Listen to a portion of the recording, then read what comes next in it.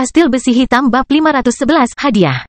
Pada tanggal 31 Desember hari terakhir tahun ke-890 kalender Besi Hitam, suasana perayaan di kota Black Hawk mencapai klimaksnya. Pada hari ini, banyak pengusaha memperoleh penghasilan terbanyak sepanjang tahun. Setelah hari ini, banyak toko yang tutup dan beristirahat selama 3 hari di awal tahun dekat. Oleh karena itu, banyak orang yang harus keluar untuk membeli barang dalam jumlah besar pada hari itu meskipun sebelumnya mereka jarang berbelanja. Bagi banyak orang, pada hari ini anggota keluarga akan bersatu satu sama lain. Zhang Tai juga bebas hari ini. Banyak hal yang harus menunggu hingga tahun depan untuk diselesaikan. Oleh karena itu, Zhang Tai menghabiskan hari ini bersama Beverly. Ayah Barley belum memutuskan untuk meninggalkan kota Black Hawk. Namun, Zhang Tai harus membujuk orang tua Beverly hari ini. Beverly sudah menceritakannya kepada orang tuanya kemarin. Orang tuanya juga khawatir meninggalkan kota Black Hawk menuju tempat asing namun terpencil. Ibu Beverly adalah seorang ibu rumah tangga pada umumnya sedangkan ayahnya adalah seorang akuntan. Jika orang tuanya tidak ingin pergi, Beverly juga tidak akan pergi bersama Zhang Tai. Beverly sangat bahagia hari ini. Sejak pagi ini, dia tinggal bersama Zhang Tai. Setelah sarapan di kamar hotel, Zhang Tai membawanya keluar hotel dan memilih hadiah untuk dia dan orang tuanya. Setelah itu, Zhang Tai melakukan kunjungan resmi ke rumah Beverly dengan membawa hadiah-hadiah tersebut dan melakukan komunikasi resmi dengan orang tuanya. Setelah tiba di Avenue Bright dengan mobil Black Gold Hotel, kedua orang itu mulai memilih barang di sana. Hari ini pastinya adalah hari paling ramai sepanjang tahun di Avenue Bright. Populasi pengunjung di jalan tersebut melonjak beberapa kali lipat dari biasanya. Karena dia tidak tahu apa yang disukai orang tua Beverly dan hadiah apa yang paling pantas untuk mereka. Zhang Tai membiarkan Beverly memilih hadiah yang tepat untuk orang tuanya sementara dia hanya bertanggung jawab atas pembayarannya. Zhang Tai senang membayar wanitanya sendiri. Namun, mengirim hadiah adalah sebuah ilmu dan bukan hanya soal uang. Karena ini adalah pertama kalinya dia mengunjungi orang tuanya, hadiahnya tidak boleh terlalu biasa atau terlalu mahal, jika tidak, hal itu akan kurang tulus atau menjadi terlalu mendominasi. Beverly juga mengetahuinya, oleh karena itu, dia tidak memilih yang mahal seperti perhiasan. Setelah berkeliaran sebentar, Zhang Tai membelikan pena yang sangat mahal untuk ayah Beverly yang bernilai sekitar 4 koin emas dan mantel bulu wanita yang bernilai lebih dari 3 koin emas. Setelah itu, mereka kembali ke mobil. Beverly sangat senang karena dia ingin Zhang Tai pulang bersamanya. Kamu sudah memilih hadiah orang tuamu, tapi bagaimana dengan hadiahmu? Zhang Tai mencium wajah Beverly. Ah, aku juga punya hadiah. Tentu saja. Apa itu? Aku tidak akan memberitahumu. Kamu akan mengetahuinya setelah beberapa saat. Setelah mengatakan itu, Zhang Tai menyuruh pengemudi untuk pergi ke Golden Rock Bank. Di ruang VIP yang khusus melayani masakan Cina, seorang direktur menerima Zhang Tai dan Beverly. Tuan Zhang, ini adalah balasan pesan Anda kemarin. Silakan tulis nama Anda di kwitansi. Direktur langsung menyerahkan surat tersegel kepada Zhang Tai dengan sopan saat melihatnya. Melihat Zhang Tai membukanya, sang direktur bahkan buru-buru mundur 2 langkah. Apakah kamu memerlukan satu kamar? Tidak dibutuhkan. Zhang Tai tersenyum sambil membaca sekilas pesan di surat itu. Surat ini juga ditulis secara rahasia oleh kakak laki-lakinya. Meskipun kata-kata rahasianya bukan senior, rakyat jelata tidak dapat dengan mudah memahaminya. Pesannya adalah 30.000 mentimun berduri besar telah dikirim, yang akan tiba di kota K dalam 7 hari dan menunggu pesanan Anda di sana. Artinya adalah sebagai berikut, sebuah pesawat besar telah berangkat dari prefektur Huaiyuan, yang membawa 30.000 botol obat serbaguna sesuai pesanan Anda.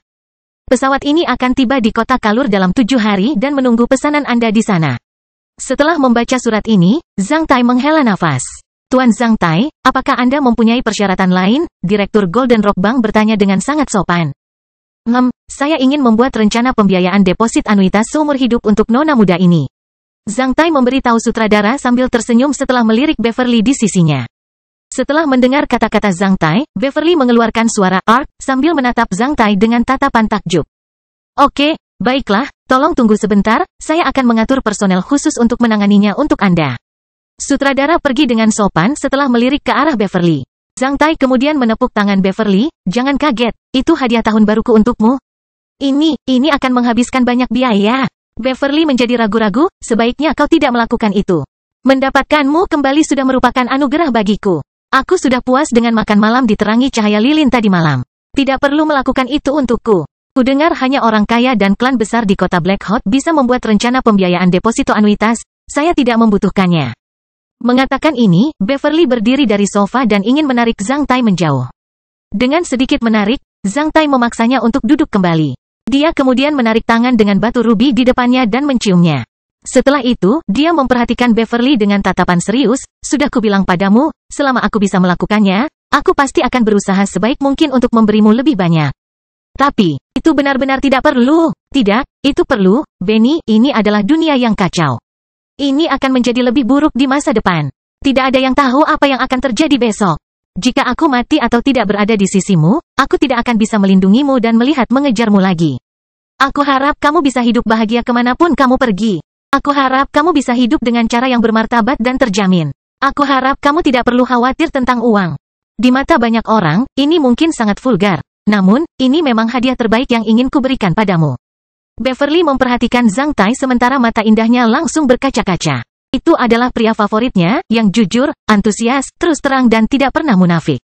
Tidak peduli apa, dia selalu bisa memberikan yang terbaik padanya. Bahkan dengan mempertaruhkan nyawanya, dia akan mendorongnya pergi tanpa ragu-ragu. Jangan menangis lagi. Beri aku senyuman. Itu akan memberiku rasa pencapaian. Zhang Tai menyeka air matanya menggunakan jarinya sebelum bercanda. Bagaimana jika aku memberimu senyuman? Mengatakan itu, Zhang Tai memutar matanya dan meniupkan pipinya ke arah Beverly, membuatnya langsung tertawa. Melihat seseorang memasuki ruangan, Beverly buru-buru menundukkan kepalanya sambil menyeka air matanya. Halo, Tuan, saya Komisaris Keuangan Golden Rock Bank. Dengan senang hati saya melayani Anda. Saya diberitahu bahwa Anda memerlukan kami untuk membuat rencana pembiayaan simpanan anuitas seumur hidup untuk wanita muda ini? Ya, bisakah Anda memberitahu saya tentang permintaan Anda dan detail tentang wanita muda ini? Saya akan membuat rencana yang tepat untuknya. Anda dapat memilih rencana pembiayaan simpanan yang tepat sesuai dengan saran saya. Saya ingin tahu rata-rata pendapatan per kapita kota-kota di benua timur. Benua timur sangat makmur. Hal ini tidak dapat ditandingi oleh koridor manusia Blackson. Berdasarkan statistik kami, rata-rata pendapatan per kapita tahunan rakyat jelata di kota Black Hot adalah 10 koin emas dan 76 koin perak. Pendapatan per kapita tahunan masyarakat di beberapa negara maju koridor manusia Blackson bisa mencapai lebih dari 30 koin emas. Namun, di benua timur, penduduk di sebagian besar kota bisa mendapatkan lebih dari 40 koin emas setahun. Hebatnya, penduduk di beberapa wilayah yang sangat maju dan makmur bisa mendapatkan lebih dari 200 koin emas. Tentu saja, angka tersebut akan menurun di beberapa daerah yang relatif terbelakang dan daerah pedesaan yang relatif tertutup. Baiklah, tolong hitung berapa yang harus saya setorkan ke bank Anda jika saya ingin mendapatkan 2.000 koin emas setahun dari Anda? Apakah ini anuitas seumur hidup? Ya, apakah kamu akan menyetornya sekaligus atau mencicil? Sekaligus. Apakah ini akan berlaku saat ini atau di masa depan? Besok. Sebaiknya berlaku mulai tanggal 1 Januari tahun 891 kalender besi hitam. Setelah mendengar kata-kata Zhang Tai, Komisaris Keuangan mulai menghitung dengan cepat di selembar kertas. Sementara itu, dia mencari data dari formulir dokumen dan segera memberikan jawaban kepada Zhang Tai. Jika demikian, Anda perlu membayar 34.482 koin emas untuk rencana pembiayaan anuitas seumur hidup ini. Mulai besok, wanita muda ini bisa mendapatkan 500 koin emas dari setiap cabang bank Golden Rock pada hari pertama setiap musim. Kami akan membuka anuitas khusus rekening wanita muda ini. Semua anuitasnya akan ditransfer ke rekening khusus ini. Bunga modal di rekening ini akan dihitung berdasarkan setoran saat ini. Anuitas 34.482 koin emas dapat diwarisi oleh satu atau beberapa orang yang ditunjuk oleh wanita muda ini. Dia juga dapat menarik semuanya ketika rencana anuitas seumur hidup ini jatuh tempo. Setelah mendengar penjelasannya, Zhang Tai langsung mengeluarkan 4 cek emas dari folder cek emas di mantelnya. Masing-masing bernilai 10.000 koin emas, saya akan memilih paket ini dengan 40.000 koin emas. Jika Anda memasukkan 40.000 koin emas sekaligus, wanita muda ini akan mendapatkan 2.320 koin emas setahun, 580 koin emas per musim. Zhang Tai mengangguk. Setelah itu, dia mengurus prosedur untuk Beverly. Komisaris Keuangan Golden Rock Bank membawa bantalan tinta. Setelah memeriksa telapak tangan Beverly, dia meminta Beverly menekan jari-jarinya ke telapak tangan itu. 10 sidik jari setiap orang berbeda-beda. Setelah mengumpulkan sidik jari wanita muda ini, kami akan mengekstrak fitur sidik jarinya dan mengubahnya menjadi kode digital. Ini akan menjadi kode identifikasi eksklusifnya di bank kami. Kami akan menyimpan kode ini dalam jumlah besar pusat data komputer skala besar di kantor pusat Golden Rock Bank. Setelah itu, wanita muda ini dapat dengan mudah menarik anuitasnya melalui tangannya dan kode penarikan anuitas yang telah dia tetapkan. Usai membuat model sidik jarinya, Komisaris Pembiayaan Golden Rock Bank langsung membagikan model tersebut melalui jendela kecil di pintu samping ruangan. Seseorang mengambilnya. Setelah itu, komisaris keuangan membawa sebuah kotak logam dan mengajari Zhang Tai dan Beverly cara mengatur kode. Dia kemudian pergi. Setelah Beverly menetapkan kodenya, seseorang mengambil kotak logam itu. Setelah itu, komisaris pembiayaan muncul kembali dengan sebuah dokumen dan meminta Beverly untuk menandatanganinya. Disinilah semuanya berakhir. Saat proses ini selesai, Zhang Tai merasakan kepuasan dan kebahagiaan yang kuat. Seperti apa yang dia rasakan saat menaklukkan Beverly di ranjang, perasaan seperti itu membuat Zhang Tai bingung. Dia tidak tahu mengapa dia begitu puas dengan pembayaran yang begitu murni. Sampai dia memegang tangan Beverly sambil berjalan keluar dari gerbang Golden Rock Bank dan melihat ekspresi bahagianya, dia langsung menyadarinya. Baik di ranjang atau tidak, entah untuk menaklukkan atau membayar, pria sebenarnya ingin memberitahu wanita bahwa mereka mampu mencintai. Seorang pria yang mampu mencintai seorang wanita merasa bahagia dan puas. Mungkin, pria mencoba melakukan hal yang sama sepanjang hidup mereka. Setelah meninggalkan Bank Golden Rock, Zhang Tai dan Beverly pergi ke rumahnya dan bertemu orang tuanya. Orang tua Beverly adalah orang biasa di kota Black Hawk. Mereka memiliki suasana hati yang baik untuk putri mereka yang membawa pulang anak laki-laki sebesar itu. Sejak tahun lalu, mereka sudah mendengar banyak cerita tentang Zhang Tai dari putri mereka. Namun, ini adalah pertama kalinya mereka melihat Zhang Tai. Ibu Beverly bersikap lembut setelah mengetahui hubungan cinta putrinya, namun, ayahnya menjadi serius saat melihat Zhang Tai seolah-olah dia melihat seorang pencuri yang mencuri harta karun dari rumahnya. Kastil Besi Hitam Bab 512 Kontrak Suci. Mungkin setiap ayah merasa tidak nyaman saat melihat putrinya pulang ke rumah bersama seorang pria. Zhang Tai bisa merasakan bahwa ayah Beverly tidak menyukainya. Meskipun dia mengendalikan dirinya sendiri, dia akhirnya tidak tahan setelah makan malam. Setelah makan malam, Beverly dan ibunya membersihkan mangkuk dan piring di dapur, meninggalkan Zhang Tai dan ayahnya di ruang tamu. Sebelum memasuki dapur, Beverly bahkan melirik Zhang Tai dengan tatapan khawatir. Zhang Tai membalasnya dengan senyuman yang meyakinkan. Benny selalu membicarakanmu di rumah. Aku tahu dia menyukaimu. Ayah Beverly mengamati kostum mahal Zhang Tai dengan tatapan cermat dan rumit melalui kacamata kristal tebal, seolah sedang meninjau neraca yang bagus. Karena akuntan selalu suka mencela, mereka biasanya lebih memperhatikan koneksi logis kunci internal daripada permukaannya. Saya tahu bagaimana kehidupan pria kaya. Saya mungkin tidak mampu membeli pakaian Anda selama bertahun-tahun. Saya juga tahu sikap orang-orang kaya itu terhadap wanita. Anda hanya perlu menjawab ini, apakah Anda akan menikahi putri saya di masa depan? Segera setelah pertanyaan ini terdengar suara dentang dari dapur. Sebuah pelat logam jatuh ke tanah. Rumah Beverly berukuran kurang dari 100 meter persegi, hanya 3 kamar tidur dengan 1 ruang tamu. Ayah Beverly tidak merendahkan suaranya. Dia tidak menanyakan pertanyaan ini di meja di depan Beverly dan ibunya karena dia mungkin tidak ingin membuat Beverly malu. Namun, jika dia bertanya pada Zhang Tai saat ini, Beverly tidak akan merasa malu lagi. Selain itu, Beverly juga bisa mengetahui pendapat Zhang Tai. Zhang Tai belum siap jika ayahnya menanyakan pertanyaan tajam seperti itu di awal pembicaraan mereka. Dia memahami makna tersembunyinya dengan jelas mengapa seorang ayah percaya pada omong kosong seorang pria yang bahkan tidak menunjukkan tanggung jawab atas masa depan putrinya dan meninggalkan kota. Zhang Tai terdiam beberapa saat. Suara di dapur kembali normal. Namun, Zhang Tai tahu bahwa Beverly pasti sangat tegang di dapur. Tuan Joan, mungkin Anda tidak percaya dengan perkataan saya. Namun, saya sama sekali tidak peduli berapa harga pakaian saya. Tentang apakah aku bisa bertahan hidup? Saat Zhang Tai membuka mulutnya, ayah Beverly tertegun. Pergerakan di dapur juga melambat. Sebelum datang ke kota Black Hawk lebih dari 2 bulan yang lalu, saya hampir mati. Saya diburu oleh petarung kuat LV-10. Mungkin Pak Joan kurang memahami konsep petarung kuat LV-10. Menurut pengetahuan saya, sebelum kota Black Hawk ada bergabung ke wilayah Kekaisaran Norman, ada kurang dari 5 pejuang kuat di kota Black Hawk. Saya tidak bisa mengalahkannya. Oleh karena itu, saya terlempar dari puncak gunung, yang tingginya ribuan meter. Untungnya, saya tidak melakukannya, tidak mati. Dalam proses berguling ke bawah, berkat ranting dan tanaman merambat di lembah, akhirnya aku terjatuh ke dalam kolam dan selamat sendirian. Setelah itu, 2 petarung kuat memburuku karena kepalaku akan dihadiahi 5.000 koin emas. Aku hampir mati. Saya bergabung dengan Kam Darah Besi, divisi nomor 39 dan tinggal selama lebih dari 1 tahun. Selama periode tersebut, saya hampir mati berkali-kali.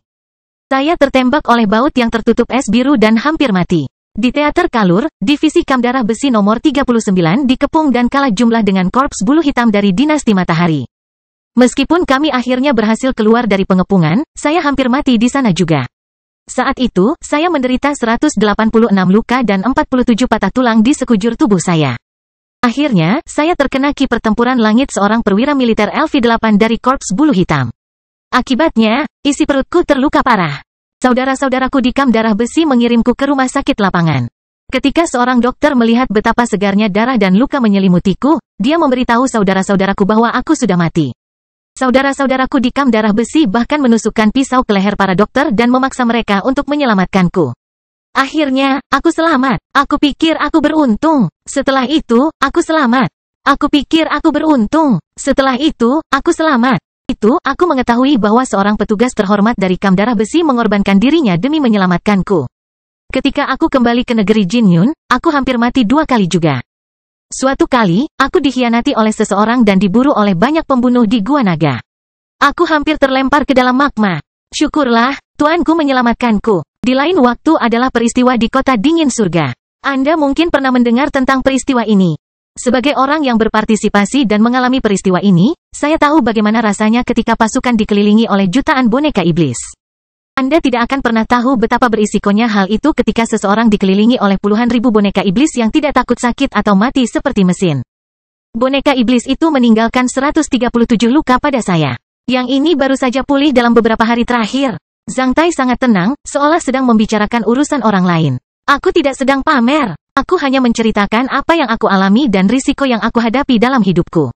Sejujurnya, meskipun aku duduk di sini dan berbicara denganmu, aku tidak yakin apakah aku akan tetap hidup dan berbicara denganmu dan Benny dalam waktu setengah tahun, karena aku tidak tahu bahaya apa yang akan terjadi selanjutnya. Aku tidak yakin apakah aku bisa selamat dari setiap bahaya. Oleh karena itu, aku benar-benar tidak yakin. Aku tidak tahu bagaimana menjawabmu, karena aku tidak tahu apakah aku masih hidup saat itu. Saya tidak ingin anggota keluarga saya hidup dalam ketakutan dan kekhawatiran setiap hari. Istri khawatir kehilangan suaminya. Anak-anak khawatir ayahnya tidak akan kembali setelah keluar. Tanggung jawab terbesar seorang pria, seorang suami, adalah menjaga keluarganya bebas dari rasa takut, alih-alih membuat mereka takut. Sayangnya, saya tidak bisa mewujudkannya. Selama aku masih hidup, selama aku bersama Benny, aku akan berusaha sekuat tenaga untuk melindunginya, menghargainya, dan mencintainya. Selama aku bersamanya, dia tidak akan pernah diganggu oleh orang lain. Aku akan membiarkan dia bahagia dan menganggap kebahagiaan dan senyumnya sebagai kebanggaan dan prestasiku. Aku bisa berjanji kepadamu bahwa jika aku masih hidup di masa depan, ketika aku merasa memenuhi syarat untuk menjadi seorang suami, aku akan menikahinya jika Benny mau. Aku masih ingin menikah denganku saat itu. Aku akan senang jika Benny menjadi istriku. Ketika Zhang Tai pergi, Beverly mengirim Zhang Tai ke bawah dengan mata merah. Dia memeluknya erat-erat sambil menempelkan wajahnya ke dada Zhang Tai untuk waktu yang lama sebelum melepaskannya. Jika Zhang Tai tidur di rumah Benny hari ini, dia akan membuat orang tuanya malu. Tidak pantas juga jika Benny langsung pergi bersama Zhang Tai. Beverly berbohong kepada orang tuanya bahwa dia sedang bermain dengan teman-temannya tadi malam. Ketika dia sudah dewasa, orang tuanya tidak akan mengendalikannya dengan ketat. Namun, jika Beverly tidak kembali malam ini dengan alasan yang sama, dia pasti meremehkan kecerdasan orang tuanya. Setelah meninggalkan rumah Beverly, Zhang Tai duduk di dalam mobil sendirian dan menyaksikan kota Black Hot yang semakin berkurang populasinya. Dia harus melewati malam tahun baru ini sendirian di kamar presidential suite yang mewah di Black Gold Hotel. Saat dia kembali ke Black Gold Hotel, Zhang Tai melihat bayangan familiar yang keluar dari kereta di luar hotel. Mengingat rambut hitamnya yang pendek, wajahnya yang cantik, dan betisnya yang lembut dan memikat, Zhang Tai langsung mengenalinya. Ketika Zhang Tai turun dari mobil, letnan satu wanita cantik itu juga melihat Zhang Tai. Setelah itu, mereka saling tersenyum. Tanpa berkata apa-apa, Zhang Tai menawarkan lengannya ketika wanita itu mendekat, mengulurkan tangan dan mengaitkan lengannya dengan lengan Zhang Tai. Letnan satu Zhang Tai, kamu terlalu berani. Bagaimana kamu berani tinggal di kota Black Hot saat ini? Perempuan itu bertanya. Mendengar pertanyaannya, Zhang Tai akhirnya tahu mengapa dia tidak datang menemuinya kemarin. Dia pasti sudah mengetahui latar belakangnya. Dia pasti orang yang teliti. 20 menit kemudian, wajah letnan satu perempuan itu tersipu setelah meminum anggur sambil bersandar di sofa di bar kamar presidensial yang mewah. Sehingga membuatnya tampak seperti sedang menunggu Zhang Tai untuk melakukan pelecehan terhadapnya. Sambil memeluknya dengan satu tangan, Zhang Tai memegang gelas sambil mengayunkan cairan di bagian bawah. Anggur yang lembut dan keindahan. Zhang Tai tidak tahu berapa lama dia bisa menikmati kehidupan yang menyenangkan. Dia tampak agak kosong. Semua perkataan yang diucapkannya di rumah Beverly adalah benar. Setelah mengalami begitu banyak bahaya dan perpisahan antara orang mati dan orang hidup, Zhang Tai benar-benar tidak tahu apakah dia masih hidup di dunia ini dalam waktu setengah tahun atau 1 tahun. Sebagai produsen obat-obatan serbaguna, Zhang Tai tidak yakin apakah seorang kesatria akan tiba-tiba muncul di hadapannya dan meninjunya hingga menjadi abu. Pada saat ini, Zhang Tai akhirnya memahami pemikiran dan mentalitas para perwira militer yang selalu menghabiskan waktunya untuk wanita dan alkohol kapanpun mereka punya waktu luang. Itu karena mereka tidak tahu berapa lama mereka bisa bertahan. Selama mereka masih hidup, mereka akan menikmati dan memanfaatkan hidup mereka sepenuhnya. Apa, maksudmu menanyakan hal itu padaku di ruang tamu? Bahwa apa? Zhang Tai menenggak anggurnya sebelum melemparkannya ke karpet. Kamu bertanya, apa aku sudah menikah atau belum? Letnan satu perempuan itu berbalik dan memperhatikan Zhang Tai dengan mata yang mempesona. Kalian para pria selalu suka bercanda. Kukira kau bercanda. Sebenarnya aku sudah menikah. Setelah mengatakan ini, Letnan satu perempuan itu berbaring telungkup di sofa dan menutup matanya, menunggu Zhang Tai melanggarnya. Dia menunggu selama 1 menit dan tidak menerima balasan. Setengah menit kemudian, dia menyadari bahwa Zhang Tai telah membantunya mengumpulkan pakaiannya dan menjauhkan tangannya darinya. Dia kemudian berbalik dan menemukan Zhang Tai sudah duduk di sofa berikutnya dan terengah-engah. Dia membuka sebotol minuman keras baru dan menuangkan setengahnya ke dalam mulutnya. Apa yang salah? Wanita itu menjadi tercengang karena dia tidak mengerti mengapa Zhang Tai berhenti pada saat yang paling kritis. Sudah terlambat. Sebaiknya kau kembali ke rumah. Zhang Tai mengangkat kepalanya dan menghabiskan sisa setengah botol minuman keras. Tapi kenapa? Kamu tidak akan mengerti. Zhang Tai menggelengkan kepalanya karena dia tidak ingin menjelaskannya. Dia kemudian menarik tali bel di sampingnya. Segera setelah itu, pramugara muncul di luar pintu bar. Setelah melihat ini, wanita itu hanya bisa berbalik dan duduk. Saat dia merapikan pakaiannya, dia memperhatikan Zhang Tai dengan tatapan bingung. Yang mulia, apa yang bisa saya bantu? Kirim wanita ini kembali ke rumah dengan mobilku. Tolong, nyonya. Pramugara itu memberi isyarat dengan sopan. Setelah melirik ke arah Zhang Tai dengan ekspresi malu, wanita itu berbalik dan mengambil mantelnya sebelum berjalan pergi dengan sepatu hak tinggi, sambil menggoyangkan pantatnya. Hanya dalam 1 menit, pramugara itu muncul kembali di depan Zhang Tai. Yang mulia, saya sudah menyuruh wanita itu pergi. Apakah Anda punya permintaan lain? Zhang Tai melambaikan tangannya, lalu pramugara itu pergi tanpa suara. Duduk di kamar sendirian, Zhang Tai memaksakan senyum pahit. Dia tahu bahwa jika apa yang dia lakukan malam ini terungkap, seseorang pasti akan menyumpahinya sebagai orang idiot. Mungkin pria lain tidak akan pernah berhenti dalam situasi seperti itu. Namun, dia sudah melewati batas dalam bukunya. Di zaman ini, banyak orang yang tidak menganggap serius pesta pernikahannya. Mereka juga tidak menganggap serius pernikahan orang lain.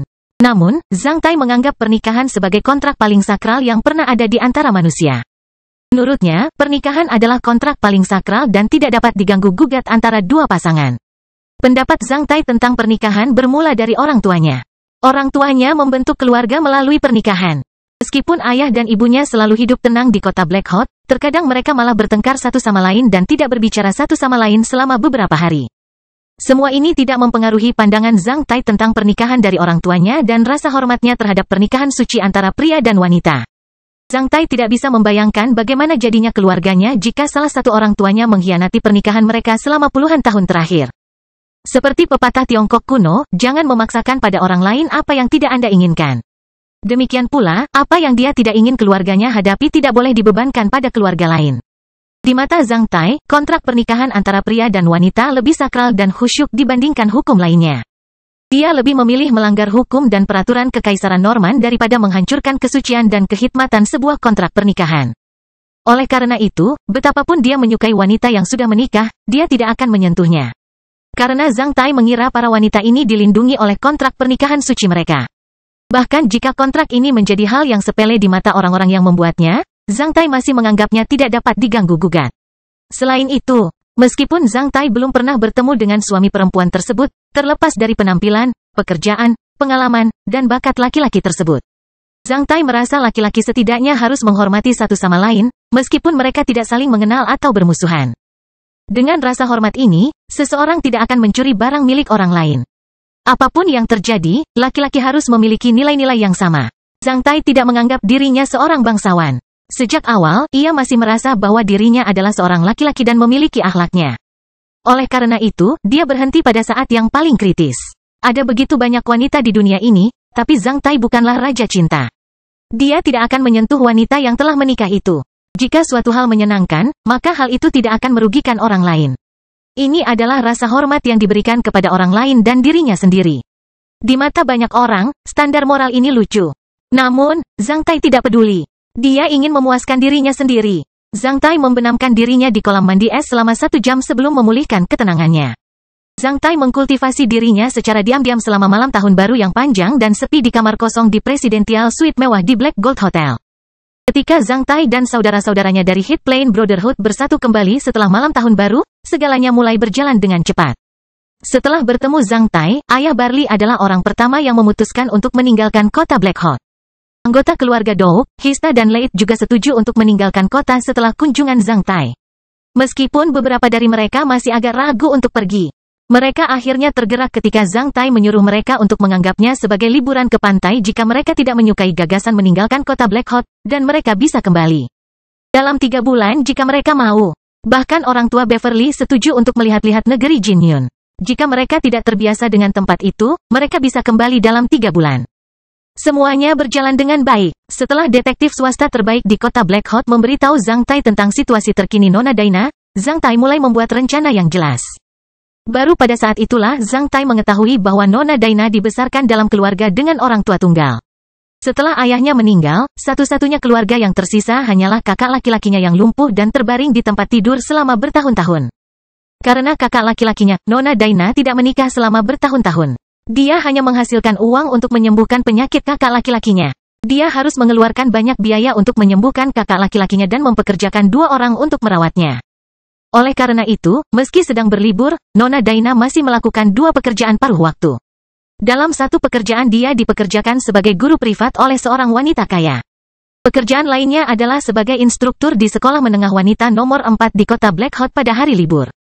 Dengan 2 pekerjaan paruh waktu tersebut, Nona Daina bisa mendapatkan 2 koin emas dan 74 koin perak lagi. Dengan penghasilannya dari Sekolah Menengah Putra Nasional nomor 7 sebagai guru, dia bisa menghasilkan lebih dari 40 koin emas setahun. Namun, dia harus menghabiskan lebih dari 30 koin emas untuk kakak laki-lakinya. Meskipun Nona Daina tampak secemerlang dewi, dia tidak menjalani kehidupan sehari-hari dengan baik. Dia harus menanggung banyak tekanan dari biaya hidup. Namun, dia tidak mengungkapkan stresnya kepada orang lain atau mengeluhkannya. Sebaliknya, dia hanya menanggungnya dalam diam. Dia mengubur semua masalahnya dalam senyuman menawan. Dia tampak anggun setiap kali Zhang Tai melihatnya masuk atau keluar dari kamp. Setelah mengetahui hal ini tentangnya, Zhang Tai menganggap Nona Daina adalah orang yang terhormat. Selain cantik dan mandiri, Nona Daina berkemauan keras dan baik hati. Pada tanggal 5 Januari suasana tahun baru berangsur-angsur memudar. Di hari yang sama, Zhang Tai bertemu Susan dan Fiona dari Asosiasi Mawar. Ketika mereka melihat Zhang Tai lagi, kedua gadis itu tidak tersenyum. Sebaliknya, mereka hanya memasangkan banyak cincin di tangan Zhang Tai. Untuk bayi malaikatku tercinta, Zhang Tai. Untuk bayiku tercinta Sarapova, Zhang Tai. Untuk bayiku tercinta Hiltina, Zhang Tai. Untuk bayiku tercintanya, Zhang Tai. Untuk bayiku tercinta Mia, Zhang Tai.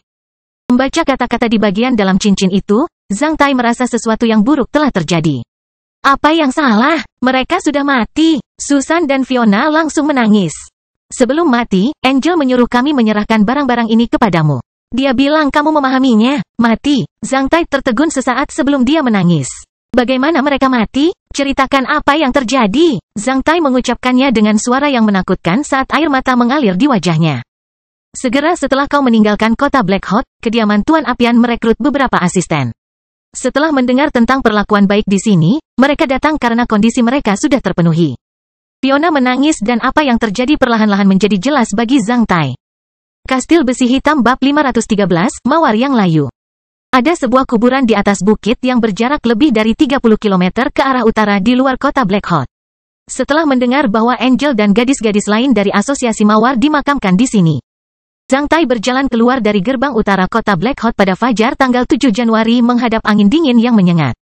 Mengetahui bahwa gadis-gadis ini adalah saudara perempuan yang baik di sekolah, anggota keluarga mereka memutuskan untuk menguburkan mereka bersama di tempat yang sama jika mereka kesepian. Kumulasi salju di luar kota sangat tebal. Setelah setiap langkah, dia akan berlutut di salju. Zhang Tai tiba di sana dalam 2 jam, selangkah demi selangkah, mengenakan mantel. 5 kuburan baru itu sangat menarik perhatian. Zhang Tai segera datang ke depan mereka, yang tertutup salju putih. Setelah melepas sarung tangannya, Zhang Tai menyapu salju dari kuburan, memperlihatkan foto hitam putih mereka. Menghadapi foto hitam putih tersebut, rambut pirang Angel, wajah cantik Sharapova. Matanya yang berkilau, rambut Hiltina yang kusut, dan lesung pipit Mia yang menawan kembali muncul di hadapan Zhang Tai. Saat dimana dia memanjakan diri dengan gadis-gadis ini sepertinya terjadi kemarin. Namun, mereka sudah berada di bawah tanah yang dingin. Inilah yang disebut perpisahan antara orang mati dan orang hidup. Cairan panas keluar dari mata Zhang Tai dan menetes ke kuburan es. Ketika tidak ada lagi air mata yang mengalir, Zhang Tai menurunkan tubuhnya dan mencium kuburan mereka masing-masing sebelum berbalik dan pergi. Setelah meninggalkan kuburan, Zhang Tai kembali ke kota Black Hot selangkah demi selangkah. Saat melihat gerbang kota-kota Black Hot, Zhang Tai tidak memasuki kota. Sebaliknya, dia melanjutkan perjalanannya ke arah selatan kota Black Hot. Pasar perdagangan hewan di selatan kota Black Hot juga menjadi lesu di hari yang dingin. Hampir tidak ada orang yang terlihat di sana. Namun, istana kastil Tuan Apian di luar kota terlihat lebih megah dan indah dibandingkan setahun yang lalu, karena bekas kastil tersebut tidak dapat lagi menandingi status Tuan Apian saat ini. Tahun lalu, Master Apian dipromosikan dari apoteker jubah merah menjadi apoteker jubah oranye. Hasilnya, ia mencapai peringkat ke-6 di dunia apoteker dan menjadi tokoh paling berpengaruh di kota Black Hot. Saat ini, Master Apian telah bergabung dengan Kekaisaran Norman dan menjadi salah satu wakil ketua Asosiasi Apoteker Provinsi Brunswick di Kekaisaran Norman. Reputasinya bahkan menyebar ke Nordinburg, ibu kota di sepanjang perbatasan utara Kekaisaran Norman. Baru-baru ini, Guru Apian pergi mengunjungi Nordinburg atas undangan Asosiasi Apoteker Nordinburg. Dikatakan bahwa dia akan kembali dalam beberapa hari. Di negara yang sangat hierarkis, seperti Kekaisaran Norman, Master Apian bisa menjadi perwira paling mulia di kota Black Hot dengan menjadi apoteker jubah oranye di Kekaisaran Norman. Dia memiliki pengaruh besar dalam banyak aspek. Dia bahkan lebih berpengaruh dibandingkan Kolonel Leibniz dalam beberapa aspek. Setidaknya, Kolonel Leibniz tidak bisa begitu saja mengakses Nordinburg seperti dia. Dibandingkan seorang kolonel, apoteker berjubah oranye tentu lebih disukai oleh beberapa tokoh besar. Oleh karena itu, di bawah pengaruh besar Master Apian, kematian Angel dan gadis-gadis lain dari Asosiasi Mawar diliput. Itu hanya disebabkan oleh kecelakaan. Sebagai asisten apoteker berjubah oranye, beberapa gadis muda telah menyentuh beberapa benda fatal di gudang yang penuh dengan zat beracun dan binatang buas, dan mereka dibunuh. Itu terlalu normal. Kasus ini berakhir setelah membayar sejumlah koin emas kepada setiap keluarga. Di mata Master Apian, mereka hanyalah gadis biasa di kota Black Hot, dan kematian mereka bukanlah hal yang serius sama sekali. Tentu saja, mereka tidak meninggal karena kecelakaan. Faktanya, mereka dibunuh. Susan dan Fiona melihat banyak luka aneh di tubuh mereka, yang bukan disebabkan oleh binatang buas melainkan manusia. Selain itu, darah mereka sepertinya telah keluar. Tangan kanan Angel sedang memegang sesuatu dengan erat. Susan dan Fiona menghabiskan beberapa waktu mencoba membuka jari-jarinya, sementara air mata menetes dari wajah mereka sebelum mengambil cincin dari tangannya. Menurut rahasianya, peraturan populer diikuti di kalangan gadis-gadis di Asosiasi Mawar, setelah seorang gadis melepas perhiasan yang diberikan oleh seorang pria, jika dia membuangnya. Itu berarti dia mengucapkan selamat tinggal kepada pria itu selamanya. Jika dia masih memegangnya, itu berarti dia ingin mengembalikannya kepada pria itu. Jika Angel mengalami kecelakaan, dia akan berpikir untuk menyelamatkan dirinya sendiri daripada berpikir untuk mengembalikan cincin itu kepadaku, karena aku tidak hadir sama sekali. Hal itu juga tidak perlu dilakukan. Oleh karena itu, tindakan Angel berarti dia ingin gadis-gadis lain di Asosiasi Mawar mengembalikan cincin itu kepadaku. Angel ingin memberitahuku bahwa dia masih terjaga ketika dia melepas cincinnya. Namun, dia tahu bahwa dia tidak dapat melihatku lagi selagi dia masih hidup, karena dia telah meramalkan nasibnya sendiri. Inilah yang ingin Angel katakan padaku. Jika itu kecelakaan, Angel tidak akan pernah melakukan itu. Dia melakukan ini untuk memberitahuku bagaimana dia dibunuh. Angel cerdas dan bangga. Sementara gadis-gadis lain tidak memikirkannya atau tidak mampu melakukan ini, dia melakukannya dengan memegang erat cincinnya, meninggalkan pesan penting kepadaku. Siapa yang menyiksa mereka sampai mati? Jawabannya jelas. Tidak ada orang lain yang bisa memilikinya selain Tuan Apian. Jika Tuan Apian adalah seorang idiot, dia mungkin telah kehilangan kendali atas kastilnya atau mungkin seseorang menantangnya untuk membunuh asisten wanitanya di kastilnya. Namun, masalahnya adalah dia bukanlah orang bodoh. Seorang wakil ketua Asosiasi Apoteker Provinsi Brunswick di Kekaisaran Norman yang muda, energi, dan berkuasa tidak akan pernah kehilangan kendali atas sarangnya. Di kota Black Hot, Master Apian dikenal sebagai orang yang tegas. Oleh karena itu, tidak ada seorang pun yang akan menjadi pembunuhnya kecuali dia. Jika hal itu dilakukan oleh orang lain, Tuan Apian tidak akan pernah mengaturnya dengan menggunakan pengaruhnya sendiri. Sambil berdiri di atas bukit, Zhang Tai mengamati istana kastil megah tempat tinggal Tuan Apian dengan mata sedingin es dan mati. Setelah mengingat semua detail tentang istana itu, Zhang Tai menarik napas dalam-dalam dan menutup matanya. Setengah menit kemudian, dia membuka matanya. Sementara itu, dia mengambil segenggam salju dan mengoleskannya ke wajahnya. Setelah itu, dia berbalik dan pergi. Setelah 20 menit, Zhang Tai masuk ke mobil eksklusifnya yang cocok dengan Black Gold Hotel di jalan kota Black Hot dan menutup pintu, sehingga menimbulkan suara bang. Dia mencoba memulihkan ketenangannya dan memikirkan langkah selanjutnya. Pergi ke Jalan Gregory. Setelah menentukan apa yang harus dilakukan hari ini, Zhang Tai menyuruh pengemudinya menyalakan mobil. Nama Avenue Gregory diambil dari nama keluarga klan Gregory, yang merupakan salah satu klan CSIF paling berpengaruh di kota Black Hot. Dalam legenda kota Black Hot, lebih dari separuh rumah dan toko di jalan ini adalah milik klan Gregory. Tentu saja, kedatangan Zhang Tai tidak ada hubungannya dengan klan Gregory. Dia ada di sini untuk hal yang lebih penting. Mobil itu diparkir di luar kantor pos di Avenue Gregory. Zhang Tai menatap piring lebar klinik Bione melalui jendela untuk beberapa saat. Setelah itu, dia keluar dari mobil dan berjalan menyeberang jalan menuju klinik tersebut. Gerbang klinik berada di bawah pelat lebar. Karena cuaca dingin dan festival tahun baru saja berlalu, hanya ada sedikit orang di klinik. Seorang perawat muda sedang duduk di belakang meja resepsionis. Baru setelah Zhang Tai datang ke depan meja resepsionis, perawat menyadari ada seseorang yang masuk. Dia buru-buru mengangkat kepalanya sambil menyembunyikan makanan ringan. "Oh, Tuan, apakah kamu sakit?" tanya perawat dengan wajah bulat sambil menatap Zhang Tai. "Aku tidak sakit, aku sedang mencari Dr. Bione. Apakah Anda sudah membuat janji dengan Dr. Bione?" "Saya tidak perlu reservasi." Zhang Tai tersenyum ketika dia menunjukkan kartu pas khusus yang dikirimkan dari Kementerian Pengawasan Korps Tanduk Besi kepada perawat. Kartu izin khusus dari Kementerian Pengawasan Korps Tanduk Besi juga merupakan tanda pengenal bagi seorang perwira militer Kementerian Pengawasan dalam menjalankan suatu misi. Di wilayah seperti kota Black Hot, yang baru saja ditaklukkan secara paksa oleh Kekaisaran Norman, sertifikat dari Departemen Militer yang kuat merupakan ancaman besar bagi rakyat jelata. Saat melihat sertifikat Zhang Tai, perawat itu langsung mengubah ekspresi wajahnya. "Oh, tolong ikuti aku." Perawat buru-buru keluar dari meja resepsionis dan membawa Zhang Tai masuk.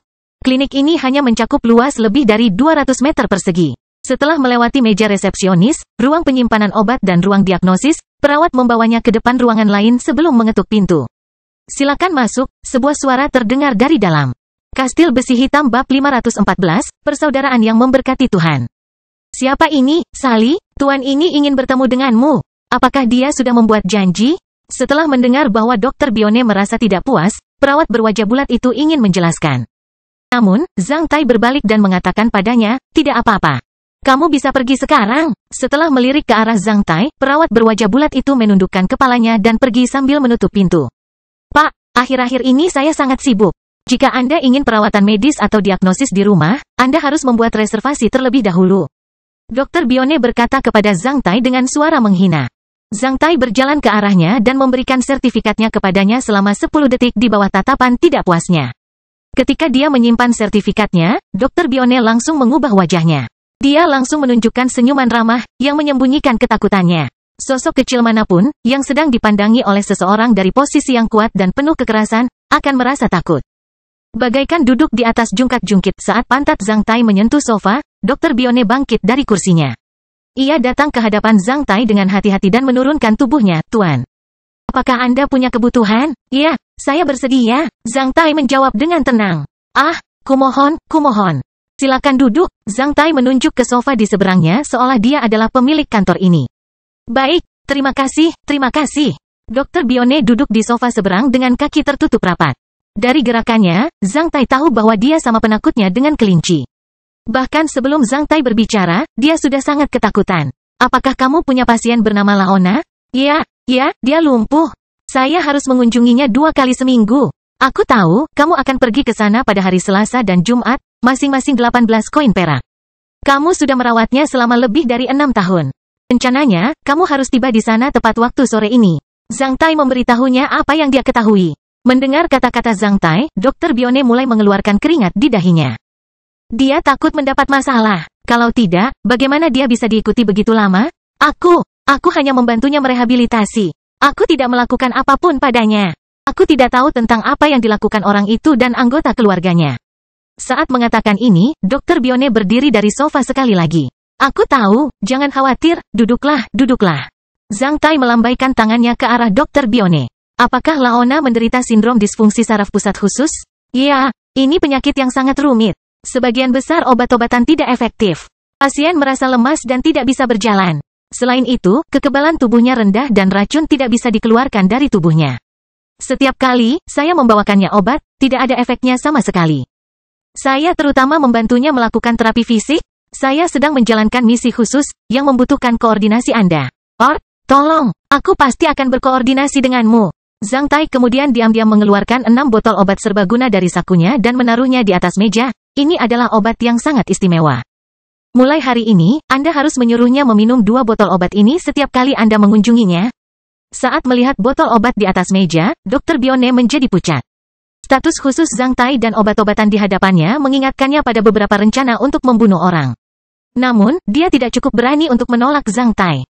Untuk menjalankan misi pengobatan ini, Anda perlu memberinya perawatan obat dalam 3 hari berikutnya. Apakah aku harus pergi ke sana hari ini? Hari ini, bolehkah saya bertanya tentang tujuan obat ini? Dr. Bione bertanya dengan ketakutan. Obat ini bermanfaat bagi kesehatannya. Zhang Tai melirik Dr. Bione. Aku tahu apa yang kamu pikirkan. Tapi bukan seperti itu. Jika kamu melakukannya sesuai permintaanku, kamu tidak akan menghadapi bahaya sama sekali. Kamu tidak perlu mengetahui hal-hal lain. Iya ya, Dr. Bione mengangguk dengan tergesa-gesa. Setelah obat ini berlaku, Laona dan adiknya, Nona Daina, akan mengetahuinya. Jika mereka menanyakan alasannya, beritahu mereka. Zhang Tai memberitahu Dr. Bione tentang cerita yang dia buat. Dr. Bione menjadi tercengang. Apakah kamu ingat apa yang aku katakan padamu? Iya, aku sudah mengingatnya. Ulangi lagi. Dr. Bione kemudian mengulangi apa yang dikatakan Zhang Tai kepadanya. Zhang Tai mengangguk ke dalam. Ingat, selama kamu melakukan apa yang aku suruh, kamu tidak akan mendapat masalah. Selain itu, kamu akan memiliki reputasi yang baik. Tapi jika kamu ingin bermain trik, aku jamin kamu tidak akan mau melihat hasilnya. Sambil mengatakan ini, Zhang Tai mencubit meja menggunakan ibu jari dan jari telunjuk kanannya. Dengan suara retak, meja yang tebal dan kokoh itu retak seperti dibelah kapak. Kekuatan jari Zhang Tai yang menakutkan membuat wajah Dr. Bione menjadi pucat sekali lagi. Setelah melirik ke arah Dr. Bione, Zhang Tai berdiri dan mengeraskan suaranya. Terima kasih, Dr. Bione, terima kasih atas kepedulian Anda terhadap panti asuhan. Saya tidak menyangka Nenek Teresa sudah pindah. Sayang sekali, 6 botol obat adalah hadiahku dari negeri Jinyun. Semoga itu bisa membantumu. Ada yang harus kuurus, aku harus pergi. Zhang Tai mengulurkan tangannya ke arah Dr. Bione, yang langsung bangkit dan berjabat tangan dengan Zhang Tai sambil berkata, dengan senang hati. Akhir-akhir ini agak dingin dan kering. Lihat, mejamu retak. Kelihatannya tidak bagus. Sebaiknya kamu beli yang baru. Ya, cuacanya buruk sekali. Terlalu dingin. Aku akan tinggal di kota Black Hot selama beberapa hari ke depan. Jika kamu mempunyai masalah, apakah kamu tahu di mana menemukanku? Suite presidensial nomor 6 di Black Gold Hotel. Aku akan mengingatnya. Bagus. Sampai jumpa lagi. Selamat jalan. Terima kasih. Setelah Zhang Tai pergi, Dr. Bione berdiri diam di kamarnya selama 2 menit sebelum gemetar sesaat. Departemen Kekaisaran Norman yang kuat dan penuh kekerasan terlalu aneh. Saya tidak membayangkan bahwa saya terlibat juga. Alhamdulillah pekerjaan saya mudah. Saya hanya perlu bekerja sama dengannya. Dr. Bione benar-benar tidak berani mencari alasan di balik permintaan tersebut. Untungnya, Zhang Tai tidak memaksanya untuk meracuni pasiennya. Berjalan ke sisi meja, Dr. Bione mengambil sebotol obat. Saat melihat simbol halus Manjusaka di botolnya, alisnya langsung terangkat. Dia belum pernah mendengar tentang obat ini sama sekali. Namun, mengingat simbolnya, sepertinya harganya mahal. Dr. Bione akhirnya memulihkan ketenangannya. Pada sore yang sama, Dr. Bione menemui pasiennya dengan membawa obat serbaguna. Sejak Susan dan Fiona datang untuk Zhang Tai, gadis-gadis lain dari asosiasi mawar mulai datang untuk Zhang Tai juga. Zhang Tai memberitahu mereka tentang targetnya di sini.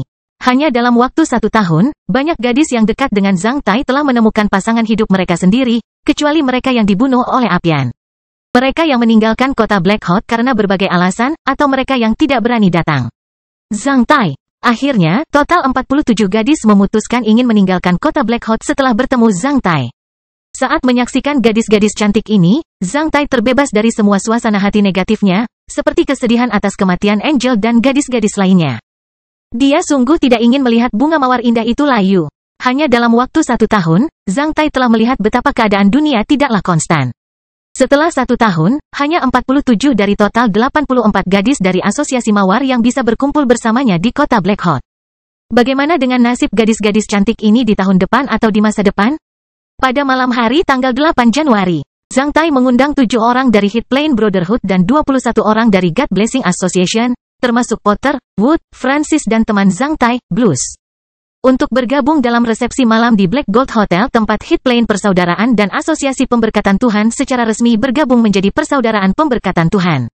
Sementara itu, mereka memperbaiki kerangka organisasi dan sistem ketatanegaraan Persaudaraan Tuhan Memberkati.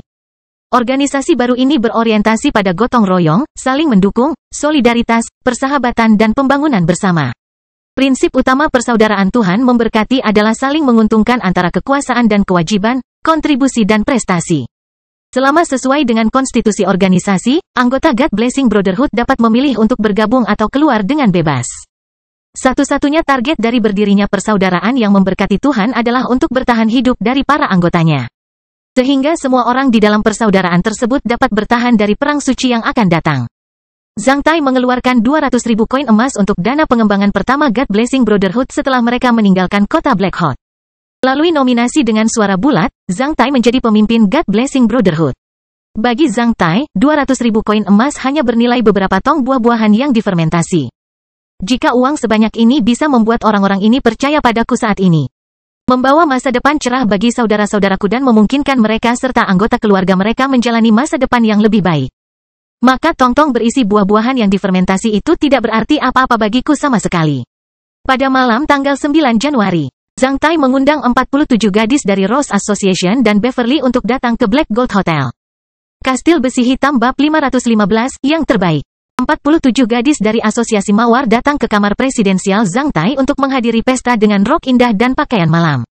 Menurut daftar yang dibuat oleh Zhang Tai, Black Gold Hotel mencoba yang terbaik untuk mengirimkan 47 limusin eksklusif dan prajurit untuk membawa 47 gadis Rose Association ke Black Gold Hotel dari pintu ke pintu, yang merupakan permintaan pengawalan paling mewah dalam sejarah. Dari Hotel Emas Hitam, untuk menyambut gadis-gadis ini, pihak hotel bahkan menyiapkan jalur VIP khusus yang hanya tersedia untuk gadis-gadis ini. Karpet berwarna terang dan berdarah membentang mulai dari tempat gadis-gadis itu turun dari limusin hingga ke kamar presidensial Zhang Tai. Di sepanjang karpet terdapat sejumlah lengkungan yang terbuat dari mawar cerah, yang telah dikirim ke sini dari jarak puluhan ribu mil dengan pesawat. Pelayan pria dan wanita berdiri di kedua sisi karpet dengan rapi dalam setelan jas swallowtail hitam. Mereka menyambut gadis-gadis dari Asosiasi Mawar dengan cara yang paling hormat. Fotografer profesional mulai mengambil foto gadis-gadis itu saat mereka turun dari limusin. Setiap kali sebuah limusin diparkir dan seorang gadis keluar dari sana, kilatan cahaya dari kamera terus-menerus terlihat di area sekitarnya. Seperti penyambutan seorang putri, ini benar-benar bagaikan mimpi bagi para gadis di Asosiasi Mawar. Zhang Tai, dalam setelan malam hitam yang megah dan cemerlang, tersenyum dan berdiri di luar gerbang dengan tangan di belakang punggung. Di ruang perjamuan di belakangnya, lampu kristal berkelap-kelip, sementara masyarakat filharmonik memainkan lagu yang merdu dan menyenangkan di samping air mancur di tengah aula. Setiap gadis diantar ke ruang perjamuan oleh salah satu pelayan hotel. Meskipun mereka merasa bahwa mereka adalah seorang putri saat ini, mereka menganggap Zhang Tai sebagai pangeran mereka. Banyak gadis dari Asosiasi Mawar yang bingung saat ini. Zhang Tai mencium tangan setiap gadis. Setelah itu, dia menyuruh staf bank Golden Rock untuk membimbing mereka ke samping. Mereka menaruh sidik jari mereka di bantalan tinta logam dan menandatangani kontrak dengan Golden Rock Bank.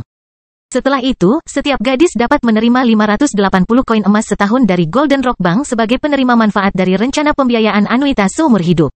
Ini adalah hadiah dari Zhang Tai. Hadiah ini membuat banyak gadis berseru kaget. Dibandingkan dengan hadiah yang diberikan Zhang Tai terakhir kali, hadiah ini terlalu mahal. Sebenarnya dengan anugerah ini mereka bisa menjalani kehidupan yang anggun kemanapun mereka pergi sejak saat itu. Zhang Tai tersenyum. Namun, Beverly hampir menangis saat melihatnya. Hanya mereka yang sangat akrab dengan Zhang Tai yang bisa merasakan kesedihan di mata Zhang Tai di balik senyumannya. Pada saat ini, Zhang Tai benar-benar memaksakan senyumnya dalam adegan dongeng. Mereka menikmati makanan terbaik, anggur paling lembut, karpet paling cemerlang, dan musik terbaik dalam perjamuan itu. Saat Zhang Tai muncul di ruang perjamuan, semua gadis terdiam sambil menatap Zhang Tai, menunggunya mengatakan sesuatu. Musik berhenti saat ini. Staf Golden Rock Bank juga pergi. Melirik wajah-wajah cantik di depannya, Zhang Tai memiliki emosi campur aduk di dalam. Ada lebih banyak orang yang seharusnya berada di sini hari ini. Sayang sekali, Shirley mengatakan semua yang ada di sini adalah yang terbaik. Seperti dalam mimpinya, kami memiliki anggur terbaik, kaviar emas terbaik, peralatan makan dan gelas kristal terbaik. Yang terbaik musik dan pelayan terbaik. Setelah disebutkan oleh Zhang Tai, seorang gadis bernama Shirley, yang sedang memegang gelas dan mengenakan pakaian malam hitam, mengalihkan pandangannya dari Zhang Tai dengan malu. Melihat Shirley yang menggemaskan, Zhang Tai tersenyum. Shirley benar dalam banyak hal, tapi dia lupa satu hal penting. Di mataku, selain hal-hal ini, gadis-gadis terbaik di kota Black Hot juga ada di sini. Karenamu, semua yang ada saat ini menjadi bermakna. Tanpamu, semua yang ada di depan bagiku tidak akan lain hanyalah gurun dan bebatuan. Karenamu, tempat ini dipenuhi dengan kecemerlangan, tawa dan kesenangan. Dan karenamu, hidupku juga dipenuhi dengan kecemerlangan, tawa dan kesenangan. Oleh karena itu, aku harus memperluas terima kasihku untuk kalian semua, gadis-gadis terbaik di kota Black Hot. Aku menghargai kalian yang mencintaiku kemarin dan kalian masih percaya padaku hari ini. Hari ini, kalian adalah ratu dan putri, sementara aku hanyalah pelayan kalian yang rendah hati. Seorang idiot yang dicerahkan olehnya. Anda. Setelah mengatakan ini, Zhang Tai mengangkat gelasnya dan meneguk semuanya. Gadis-gadis itu juga mengangkat kacamata mereka. Kemudian, perjamuan malam yang tak terlupakan dimulai. Zhang Tai minum terlalu banyak kali ini. Dia minum satu demi satu gelas dengan setiap gadis di asosiasi mawar. Dalam suasana riuh dan bahagia itu, gadis-gadis dari asosiasi mawar menariknya ke lantai dansa dan mengajarinya tentang waltz. Dia kemudian menari dengan setiap gadis, satu lingkaran untuk satu gadis. Gadis-gadis itu terus berputar, tersenyum dan bermain di depannya seperti bunga-bunga indah. Lambat laun, semua pelayan di kamar presidensial pergi, termasuk masyarakat filharmonik. Pramugara kamar presidensial suite menutup gerbang dari luar. Merasa sedikit pusing, Zhang Tai berbaring di sofa empuk dan menyaksikan wajah-wajah mempesona dari gadis-gadis asosiasi mawar di bawah cahaya lampu kristal. Kemeja Zhang Tai telah dibuka oleh gadis-gadis itu, sementara beberapa ikan kecil berwarna emas berputar-putar di atas tubuh Zhang Tai, membasahi dada dan perut bagian bawah Zhang Tai. Fiona sedang berlutut di antara lutut Zhang Tai sementara gaun malam indah dan bra hitamnya telah dilepas dan dilepas dari bahunya. Dia menutupi payudaranya menggunakan tangannya dengan cara yang memalukan. Dia tahu Zhang Tai menyukainya. Kembang api berwarna susu muncul dari dada Fiona dan terbang di udara. Akhirnya menyebar ke seluruh tubuh dan wajah mereka. Kembang api ini seperti sinyal suar. Segera setelah seruan gadis-gadis itu, Zhang Tai langsung dilindungi oleh mereka. Zhang Tai tidak tahu sudah berapa lama dia tidur atau apakah dia sudah tidur sama sekali. Saat dia bangun, Zhang Tai masih merasa sedikit pusing. Tombol mekanis lampu panggilan merah pada mikrofon emas murni dihidupkan. Sepertinya seseorang ingin berbicara dengan seseorang di ruangan itu. Zhang Tai menggerakkan tubuhnya sedikit keluar dari gadis-gadis asosiasi mawar yang saling bersilangan. Beverly setengah terbuka dalam pakaian malamnya, membungkuk di pinggang dan memeluk kakinya, meringkuk di dada Zhang Tai. Ini adalah posisi terbaik. Saat Zhang Tai bergerak, Beverly menggumamkan dengungan pelan saat tidur dan bulu matanya bergetar sekali. Zhang Tai menundukkan kepalanya dan menemukan bahwa penisnya masih berada di tubuh Beverly. Dia tidak ingat apa yang terjadi tadi malam saat dia mabuk alkohol. Dia hanya ingat bahwa itu adalah malam yang gila. Mereka semua marah, termasuk Zhang Tai dan gadis-gadis asosiasi mawar. Mereka semua melampiaskan sesuatu dalam kegilaan mereka, terbebas dari sesuatu. Ketika seseorang menyebut Angel, banyak orang menangis. Setelah itu, mereka terjerat satu sama lain dengan cara yang lebih gila. Zhang Tai diam-diam mengeluarkan penisnya dari tubuhnya dan turun dari tempat tidur. Dia kemudian dengan santai mengenakan satu mantel dan diam-diam melewati tubuh gadis-gadis itu di atas kapet lembut dan tebal di kamar tidur. Saat ini, 49 gadis berkeliaran di kamar tidur seluas 200 meter persegi di Presidential Suite, dari tempat tidur yang sangat besar hingga sofa dan karpet. Seluruh kamar tidur menjadi ladang pornografi yang memikat. Gaun malam yang robek, bra warna-warni, dan pakaian dalam berserakan kemana-mana. Seluruh ruangan dipenuhi dengan bau air mani Zhang Tai. Karena mereka memiliki unit pemanas, kamar tidur terasa hangat seperti musim semi. Gadis-gadis itu masih tidur nyenyak sementara tirai tebal menghalangi sinar matahari masuk ke dalam kamar. Akibatnya, orang tidak dapat mengidentifikasi waktu saat ini. Mereka terlalu gila tadi malam. Saat melirik pemandangan itu, Zhang Tai menjadi sedikit malu. Dia diam-diam meninggalkan kamar tidur dan menutup pintu. Ketika dia sampai di koridor di luar kamar tidur, dia membuka penutup mikrofon emas murni dan menekan tombolnya. Apa yang salah? Zhang Tai bertanya. Dalam 2 detik, suara pramugara terdengar, Yang Mulia, ada 2 orang yang ingin berbicara dengan Anda. Siapa mereka? Seorang pria dan seorang wanita. Pria itu adalah Dr. Bione. Katanya dia adalah temanmu. Wanita itu adalah Daina. Mereka sudah menunggumu selama setengah jam. Nona Daina. Zhang Tai tertegun sejenak. Lalu, dia langsung melirik jam yang tergantung di dinding. Saat itu sudah lewat jam 9 pagi. Zhang Tai menarik napas dalam-dalam. Oh, baiklah. Bimbing mereka ke kamarku beberapa menit lagi. Oh, tidak. Sebaiknya kau biarkan mereka menungguku di kafe hotel. Aku akan segera ke sana. Baik, Baginda. Apakah Anda mempunyai tuntutan lain? Saat gadis-gadis itu bangun, suruh orang mengirimkan beberapa pakaian dan rok ke dalam. Biarkan mereka memilih yang favoritnya. Setelah menutup telepon, Zhang Tai tertegun sejenak sebelum bergegas ke kamar mandi. Setelah mandi, dia memakai baju baru. Dia kemudian menatap pria tampan di cermin sebelum meninggalkan ruangan menuju kafe. Saat memasuki kafe, dengan pandangan sekilas Zhang Tai telah melihat Dr. Bione dan Nona Daina, yang sedang duduk di samping jendela kaca bertirai. Saat melihat Nona Daina, jantung Zhang Tai mulai berdebar kencang seperti reaksinya di sekolah. Setelah lebih dari 1 tahun, Nona Daina masih sama seperti sebelumnya di hati Zhang Tai. Kastil Besi Hitam bab 516, sampai jumpa kota Black Hot. Nona Daina dan Dr. Bione sedang duduk di samping jendela kaca di kedai kopi. Dia sedang mengamati taman di hotel yang menyebabkan efek rumah kaca sambil sedikit mengaduk secangkir kopi di atas meja dengan sendok perak. Zhang Tai berdiri di depan pintu kedai kopi dan menatap ke sisi Nona Daina selama sekitar setengah menit. Dr. Bione memperhatikan kedatangan Zhang Tai sebelum Nona Daina. Saat melihat Zhang Tai, dia langsung mengungkapkan keterkejutan yang sedikit berlebihan ketika dia bangkit dari kursinya. Nona Daina. Dialah orang yang kubilang padamu. Nona Daina berbalik ketika dia melihat Zhang Tai. Zhang Tai telah berlatih berkali-kali bagaimana menghadapi adegan ini. Oleh karena itu, setelah Nona Daina memandangnya, dia memperlihatkan ekspresi terkejut. Nona Daina, kebetulan sekali. Apakah Anda ingat saya? Saya murid Anda. Mendengar kata-kata Zhang Tai, Dr. Bione hampir terjatuh. Menggerakkan sudut matanya, Dr. Bione secara alami memperlihatkan ekspresi tercengang. Dia tidak mengerti mengapa perwira militer di sektor kekerasan Kekaisaran Norman bisa menjadi murid Nona Daina. Dia semakin bingung karena dia tidak tahu mengapa dia terlibat sekarang karena Zhang Tai sudah mengenalnya. Singkatnya, semua ini terlalu aneh di mata Dr. Bione. Padahal, dia tak berani mengungkap alasannya. Nona Daina memperhatikan Zhang Tai sementara keheranan muncul di matanya. Dia tidak pernah membayangkan bahwa yang ingin dia temui adalah muridnya. Zhang Tai selalu diam di sekolah menengah nasional nomor 7 di kota Black Hot. Oleh karena itu, dia tidak terkesan di mata Nona Daina.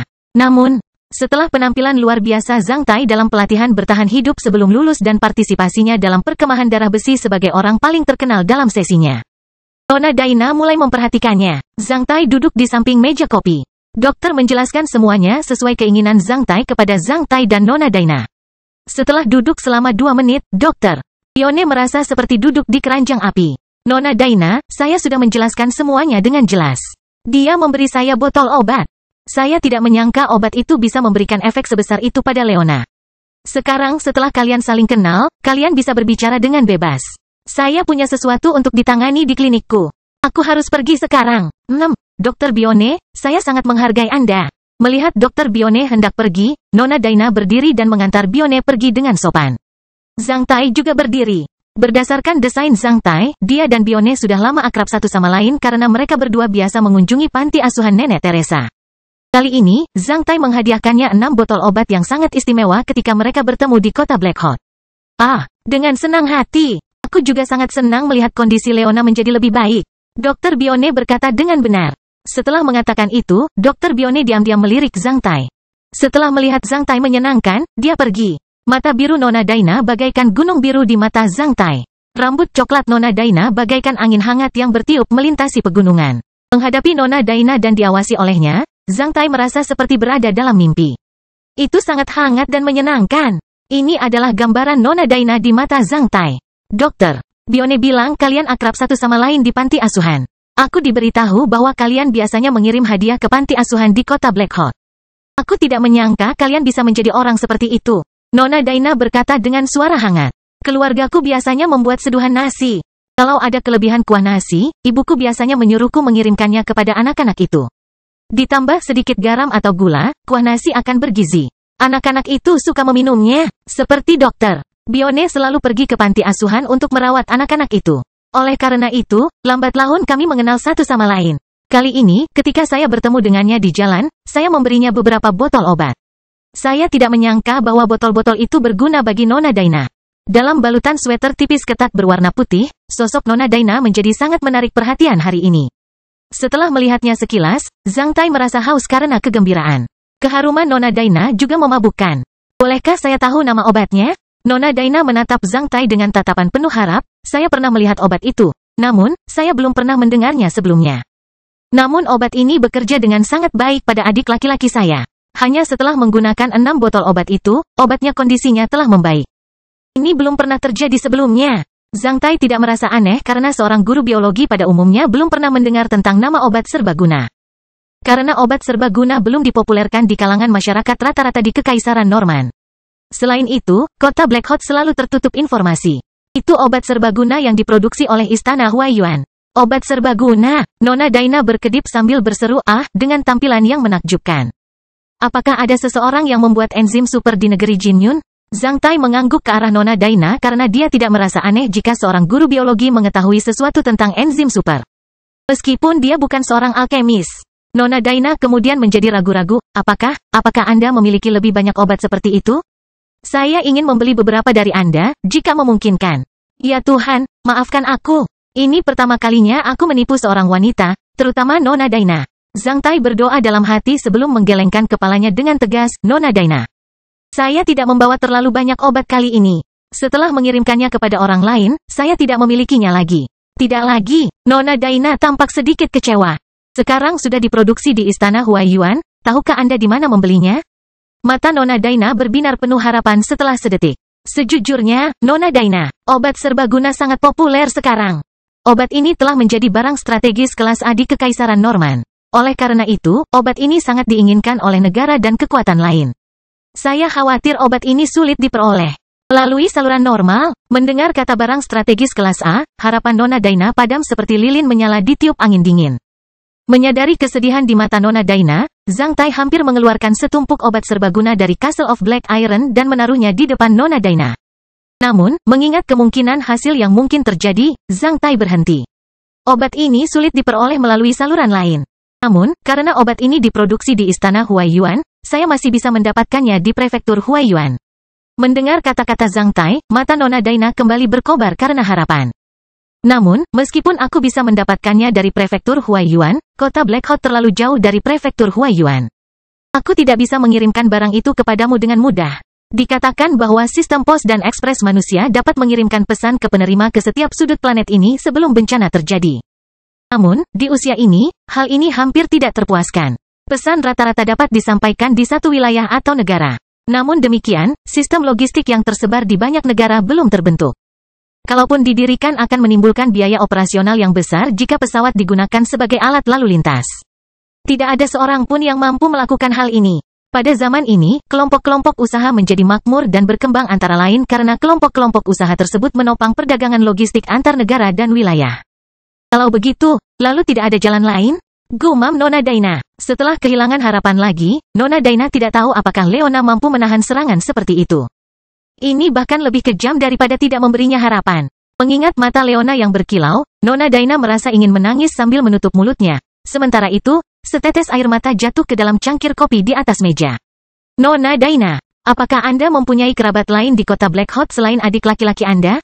Kalau begitu, masalah ini akan mudah terselesaikan jika Anda dan adik laki-laki Anda pergi ke negeri Jinyun bersama dengan saya. Melihat kesempatan yang sudah matang, setelah berpura-pura berpikir sejenak, Zhang Tai akhirnya mencurahkan apa yang ingin dia katakan kepada Nona Daina. Nona Daina langsung terheran-heran. Sambil mengangkat mata birunya yang berair ke arah Zhang Tai, dia berkata, Ini akan sangat merepotkan. Sertifikat migrasi diperlukan jika aku dan adik laki-lakiku akan meninggalkan kota Black Hot. Nona Daina, jika Anda ingin meninggalkan kota Black Hot, saya akan membantu Anda dan adik laki-laki Anda untuk mengurus sertifikat migrasi. Anda tahu bahwa saya pernah bertugas di divisi nomor 39 Kekaisaran Norman. Saya kenal dengan Kolonel Leibniz dari nomor 39. Divisi 39. Saya sudah menghubungi Kolonel Leibniz. Tidak akan ada masalah. Menatap wajah Nona Daina, Zhang Tai merasa Nona Daina telah memimpikannya hal itu. Namun, dia masih ragu. Zhang Tai tahu apa yang dia khawatirkan. Setiap wanita pasti sedikit ragu untuk meninggalkan tempat familiar bersama adik laki-lakinya yang membutuhkan bantuannya. Sebenarnya, banyak orang yang kamu kenal akan meninggalkan kota Black Hot bersamaku. Siapa lagi? Nona Daina bertanya dengan tatapan luar biasa. Tentu saja banyak dari mereka yang mengenalmu, Bu Daina. Karena mereka adalah murid-muridmu, termasuk beberapa siswa laki-laki sesi saya di SMP Nasional nomor 7 dan beberapa siswa perempuan di SMP Nasional Putri nomor 4. Mereka semuanya adalah temanku. Kamu bisa membawa adik laki-lakimu pergi dari sini dengan pesawat bersama mereka. Kalian bisa menjaga satu sama lain di perjalanan. Saat kamu tiba di prefektur Huaiyuan, kamu akan bertemu orang-orang yang kamu kenal di sana. Kamu bisa bekerja dan menemani adik laki-lakimu untuk pengobatan medis. Kondisi medis di sana jauh lebih baik daripada di kota Black Hawk. Sistem medis Tiongkok lebih berkembang. Selain itu, kamu akan memiliki lebih banyak kesempatan kerja di sana. Ketika penyakit adik laki-lakimu sudah sembuh total, kamu bisa kembalilah jika kamu mau. Zhang Tai tahu bahwa Nona Daina akhirnya tersentuh oleh kata-kata terakhirnya. Zhang Tai, aku benar-benar tidak tahu bagaimana cara menghargaimu. Aku tidak menyangka kamu bisa begitu banyak membantuku kali ini. Sambil memperhatikan Zhang Tai, Nona Daina menjadi sedikit bersemangat.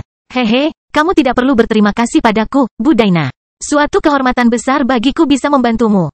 Jika teman-temanku di SMP Nasional nomor 7 tahu bahwa aku bisa memberikan bantuan kepadamu, mereka akan sangat iri padaku.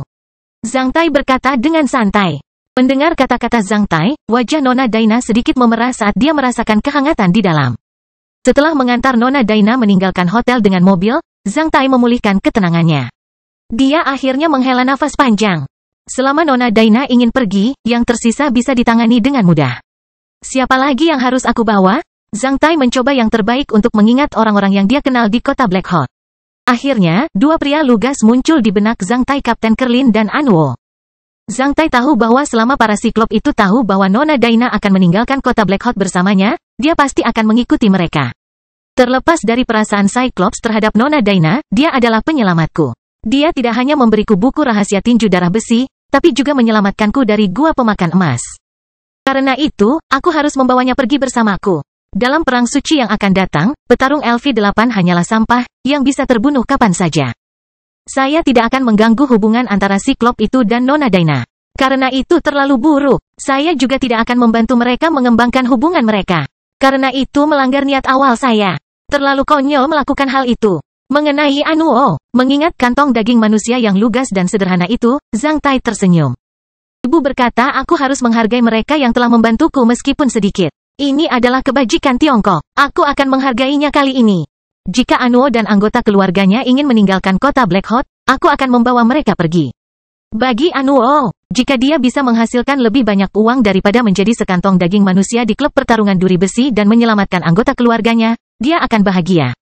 Bahkan menjadi sopir atau pengawal biasa di perusahaan Jinwoo. Sampai jumpa, kota Black Hawk. Hanya itu yang saya pedulikan. Setelah orang-orang ini pergi, yang tersisa akan tetap sama. Kastil Besi Hitam bab 517 Kedatangan pesawat.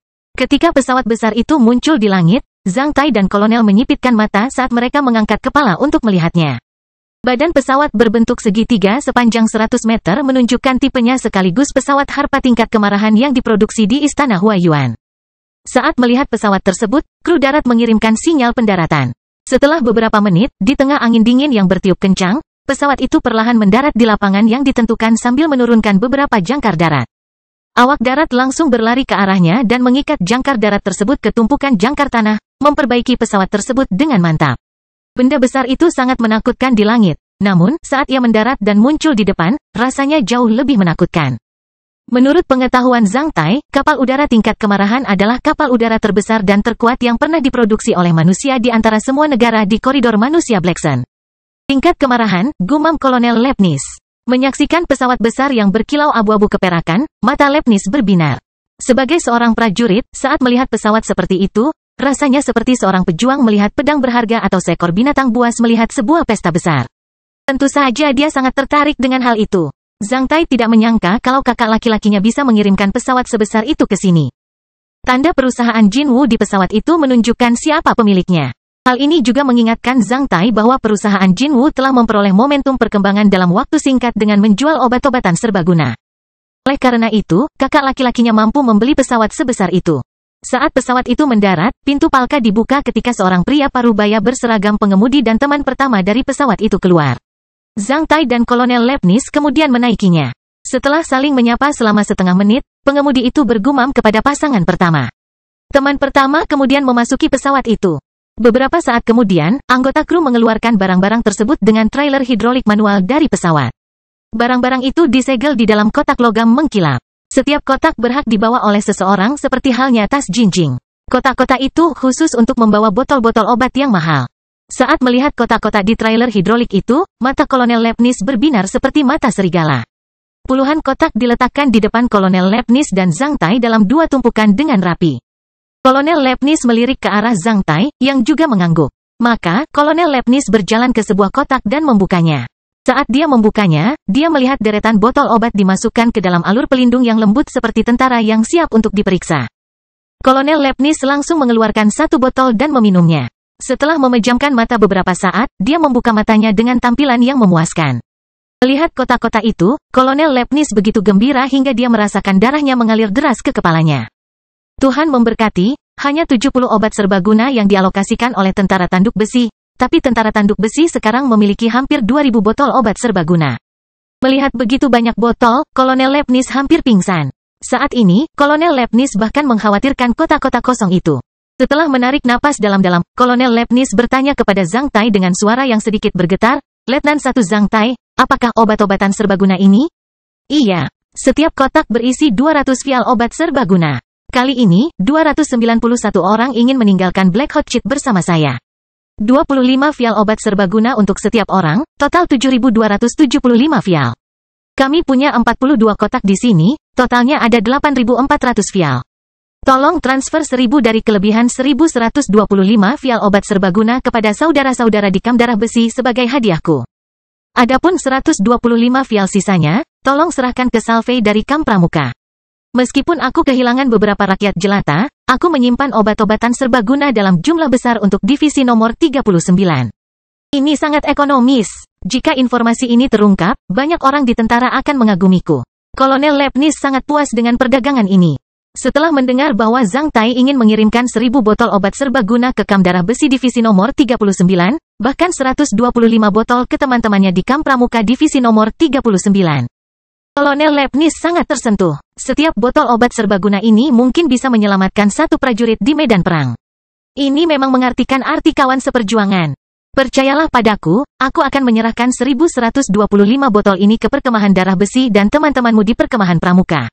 Botol-botol obat serbaguna ini akan digunakan secara bebas oleh mereka. Kolonel Lepnis berkata dengan serius. Terima kasih. Kolonel Lepnis kemudian menghela nafas sambil meletakkan satu tangannya di bahu Zhang Tai. Letnan 1, kamu akan menjadi perwira militer divisi nomor 39 selamanya. Tidak ada yang berani menyakitimu selama prajurit terakhir divisi nomor 39 masih hidup. Zhang Tai tersenyum dan mengangguk. Kolonel Lepnis melirik Letnan 1 Fesi di sisinya. Sejumlah besar tentara langsung bergegas menuju ke sini dari pangkalan. Dalam sekejap, mereka telah memindahkan semua obat-obatan serbaguna ini ke truk yang jauh. Setelah menutup gerbong dengan rapat, sejumlah besar tentara langsung mengawal truk itu pergi dengan 2 kendaraan lapis baja. Letnan 1 Zhang Tai, bolehkah saya mengunjungi pesawat tingkat kemarahan ini? Silakan. Di bawah kepemimpinan pengemudi, Zhang Tai dan Kolonel Lepnis berjalan menuju pesawat itu. Saat mereka memasuki pintu Palka, Zhang Tai melihat Linda. Karena Linda merasa tidak nyaman untuk keluar sekarang, dia hanya menunggu Zhang Tai di dalam pesawat. Zhang Tai memperkenalkan Linda kepada Kolonel Lepnis sambil tersenyum. Dia kemudian mengunjungi bagian dalam pesawat bersama Kolonel Lepnis sambil terus terang memeluk pinggang Linda. Pada saat yang sama, pengemudi memperkenalkan bagian dalam pesawat kepada mereka. Bahkan Zhang Tai, yang telah melihat pesawat itu berkali-kali, pun terkagum-kagum dengan tata letak pesawat itu, tak terkecuali Kolonel Lepnis. Bagian dalam pesawat ini mengartikan kenyamanan dan kemewahan dengan sangat baik. Kapal udara ini dibuat dengan konsep kapal pesiar udara yang mewah. Oleh karena itu, tata letak bagian dalamnya sangat berbeda dengan kapal udara pada umumnya. Pengangkutan muatannya sangat kecil, area awaknya terpisah dari area penumpang. Sebagian besar ruangannya digunakan untuk istirahat dan hiburan. Terbuat dari bahan logam ringan berintensitas tinggi, yang sangat meningkatkan biaya produksinya, namun ia menyediakan ruang internal yang lebih besar dan bobot lepas landas yang lebih besar. Berapa banyak orang yang dapat ditampungnya? Kolonel Lepnis bertanya. 360 penumpang bisa menikmati pengalaman perjalanan udara yang nyaman dan menyenangkan. 700 orang bisa ditampung jika penumpang mau mengorbankan kenyamanan. Bagaimana dengan kekuatan tempurnya? Saya diberitahu bahwa pesawat tingkat kemarahan memiliki kemampuan tempur udara yang sangat kuat. Dibandingkan dengan pesawat perang tingkat kemarahan militer, pesawat ini memiliki senjata yang jauh lebih sedikit. Namun, masih ada 2 balista uap tingkat Thor jarak 3000 meter. 4 busur panah 3 dalam 1 Naruto jarak menengah, dan 6 pemancar manik-manik baja padat. Mendengar alokasi seperti itu, Kolonel Lepnis menghela nafas sekali lagi. Kekuatan tempur seperti itu telah melampaui kekuatan kapal perang tingkat hiu gila yang sedang bertugas di pasukan tanduk besi. Dibandingkan dengan pesawat ini yang dirancang sebagai kapal pesiar udara, pesawat perang tingkat hiu gila itu merasa tidak tahu malu menjadi kapal udara perang. Produk-produk dari Istana Huaiyuan ini sungguh menantang. Ketika mereka sampai di observasi yang setengah tertutup oleh baja berintensitas tinggi, Zhang Tai melirik ke arah Kolonel Lepnis. Kolonel Lepnis berpikir sejenak sebelum berbalik, ia kemudian meminta 2 orang pengikutnya untuk mengunjungi ruang mesin pesawat tersebut. Zhang Tai lalu melirik ke arah pengemudinya. Pengemudi itu kemudian pergi bersama 2 orang lainnya. Segera, hanya tersisa 3 orang di observasi. Linda merasa Zhang Tai ingin mengatakan sesuatu kepada Kolonel Lepnis. Oleh karena itu, dia juga ingin pergi. Namun, Zhang Tai memeluk pinggangnya erat-erat. Dia kemudian bertahan dengan perasaan hangat karena dia tahu bahwa Zhang Tai telah menerimanya di dalam. Ada 108 kotak obat serbaguna lagi di pesawat itu. Saat Zhang Tai menyelesaikan kata-katanya, Kolonel Lepnis menjadi tercengang. Dia menarik napas. 108 kotak, itu berarti lebih dari 20.000 botol obat serbaguna. Berapa total botol obat serbaguna yang diperoleh Zhang Tai dari Istana Huaiyuan? Militer Kekaisaran Norman hanya bisa mendapatkan 100.000 botol. Namun, Zhang Tai sendiri yang mendapatkannya 30.000 botol. Kolonel, apakah Anda tertarik untuk meminum semua botol obat serbaguna ini? Berapa harganya? Terima kasih atas bantuanmu. Oleh karena itu, kamu bisa mendapatkannya dengan harga 20% lebih rendah daripada harga yang bisa didapatkan oleh militer Kekaisaran Norman dari prefektur Huaiyuan. Kata-kata Zhang Tai membuat jantung Kolonel Lepnis berdebar kencang. Berdasarkan kondisi persediaan obat-obatan serbaguna saat ini, Kolonel Lepnis mengetahui bahwa Zhang Tai tidak hanya membawakannya sejumlah besar koin emas, namun juga memberinya sumber daya yang sangat besar. Yang tidak dapat diukur dengan koin emas di pasukan tanduk besi. Atau Nordinburg. Kolonel Lepnis bisa membayangkan betapa gilanya para wanita bangsawan itu ketika dia mengeluarkan obat serbaguna di salon Nordinburg. Produk ini merupakan produk terbaik untuk menjaga keremajaan dan vitalitas wanita saat ini. Ini memiliki efek yang luar biasa baik untuk memulaskannya pada kulit atau meminumnya. Wanita lebih tergila-gila pada produk ini dibandingkan pria. Ketika Kolonel Lepnis meninggalkan pesawat, wajahnya tampak bersinar. Saat dia turun dari pesawat, dia telah mengirimkan perintah kepada perwira militer di pangkalan untuk memenuhi semua permintaan pesawat ini dan menyelesaikan pasokannya dengan kecepatan tercepat. Jika dia masih memperlakukan Zhang Tai sebagai perwira militer bawahannya sebelum naik pesawat, maka dia sudah memperlakukan Zhang Tai sebagai sahabatnya sekarang. Zhang Tai mengantar Kolonel Lepnis dengan pesawat. Pada kesempatan ini, dia berhasil menerobos barisan tentara tanduk besi untuk perusahaan Jinwu. Dari Armes, Kekaisaran Tentara Bayaran hingga Kepulauan Ewentra, dari hutan belantara besi dan salju hingga perbatasan utara Kekaisaran Norman. Jaringan dan kekuatan seperti itu membantu perusahaan Jinwu meletakkan dasar yang kokoh bagi perkembangannya. Aku merasakan melalui matamu ada sesuatu yang ada di pikiranmu. Linda bergumam pada Zhang Tai. Zhang Tai menjadi terpana ketika dia melihat wanita anggun, cantik, dan dewasa ini dan mengendus rambutnya dalam-dalam. Dia lalu tersenyum, aku hanya merindukanmu. Pembohong, Linda sedikit mengernyitkan bibir Zhang Tai. Zhang Tai tidak ingin membicarakan topik ini lagi. Oleh karena itu, dia mengalihkan topik pembicaraan, oh, apakah kamu sudah terbiasa dengan pesawat ini? Cepat, hanya setelah setengah hari, kita sudah sampai. Berbicara tentang perjalanan hari ini, Linda menunjukkan tampilan yang menarik. Oh, apakah kamu sudah menangani urusan di Blapei? Saya sudah mentransfer toko dan pakaian saya ke orang lain. Saya tidak tahu harus berbuat apa. Bisakah saya membuka toko di masa depan? Tentu saja. Selama kamu mau, kamu bisa membuka toko pakaian besar di prefektur Huaiyuan. Sebagai bos, kamu bisa berpakaian bagus setiap hari dan mempekerjakan beberapa orang untuk menjual pakaian favoritmu. Dengan cara ini, kamu bisa menghasilkan uang dan bersenang-senanglah. Selain itu, kamu bisa menunjukkan kepadaku pakaianmu setiap hari. Saat kita senggang, kita bisa berjalan-jalan di tepi pantai. Kita bisa menikmati berbagai makanan laut dan membeli apapun yang kita inginkan. Di musim panas, kita bisa berlibur di pulau-pulau, berenang dan menangkap kepiting di sana. Kita bisa mendapatkan 1 botol obat serbaguna sehari untuk menjaga diri kita awet muda. Linda membayangkan apa yang digambarkan oleh Zhang Tai sebagai ekspresi keinginan yang terpancar di matanya. Apakah itu nyata? Tentu saja. Zhang Tai mengangguk dengan tegas. Apakah kamu punya banyak teman di sini? Kamu akan menemui mereka besok. Kamu akan berangkat besok, Anda. Linda menyadari sesuatu. Bagaimana denganmu? Maukah kamu pergi ke sana bersama kami? Ada yang harus kuurus. Percayalah, Aku sudah memberitahu kakak laki-lakiku. Kamu adalah wanitaku, seseorang akan menjagamu di prefektur Huaiyuan. Jangan khawatir tentang itu, seseorang akan menemanimu dalam perjalanan. Namun, ketika mendengar kata-kata Zhang Tai, Linda tidak merasa tenang. Kastil Besi Hitam bab 518 menjemput orang. Pada tanggal 14 Januari cuaca agak cerah di kota Black Hot. Meski tumpukan salju di luar kota belum sepenuhnya mencair, namun saat melihat seberkas cahaya menembus awan tebal, kesedihan masyarakat berangsur-angsur berkurang. Saat ini, kota Black Hot masih makmur dan ramai. Lebih dari 10 gerbong dengan plat nomor divisi nomor 39 Kekaisaran Norman berlari di jalanan kota Black Hot tanpa suara. Setiap gerbong memiliki seorang perwira militer divisi nomor 39 yang memegang peta jalan dan daftar nama. Mereka menjemput orang-orang yang ditandai di peta sesuai dengan daftar nama. Bagi para prajurit dan pengemudi di divisi nomor 39, mereka sedang menjalankan misi militer, selama periode tersebut tidak boleh ada kesalahan. Oleh karena itu, setiap orang menjadi sangat serius.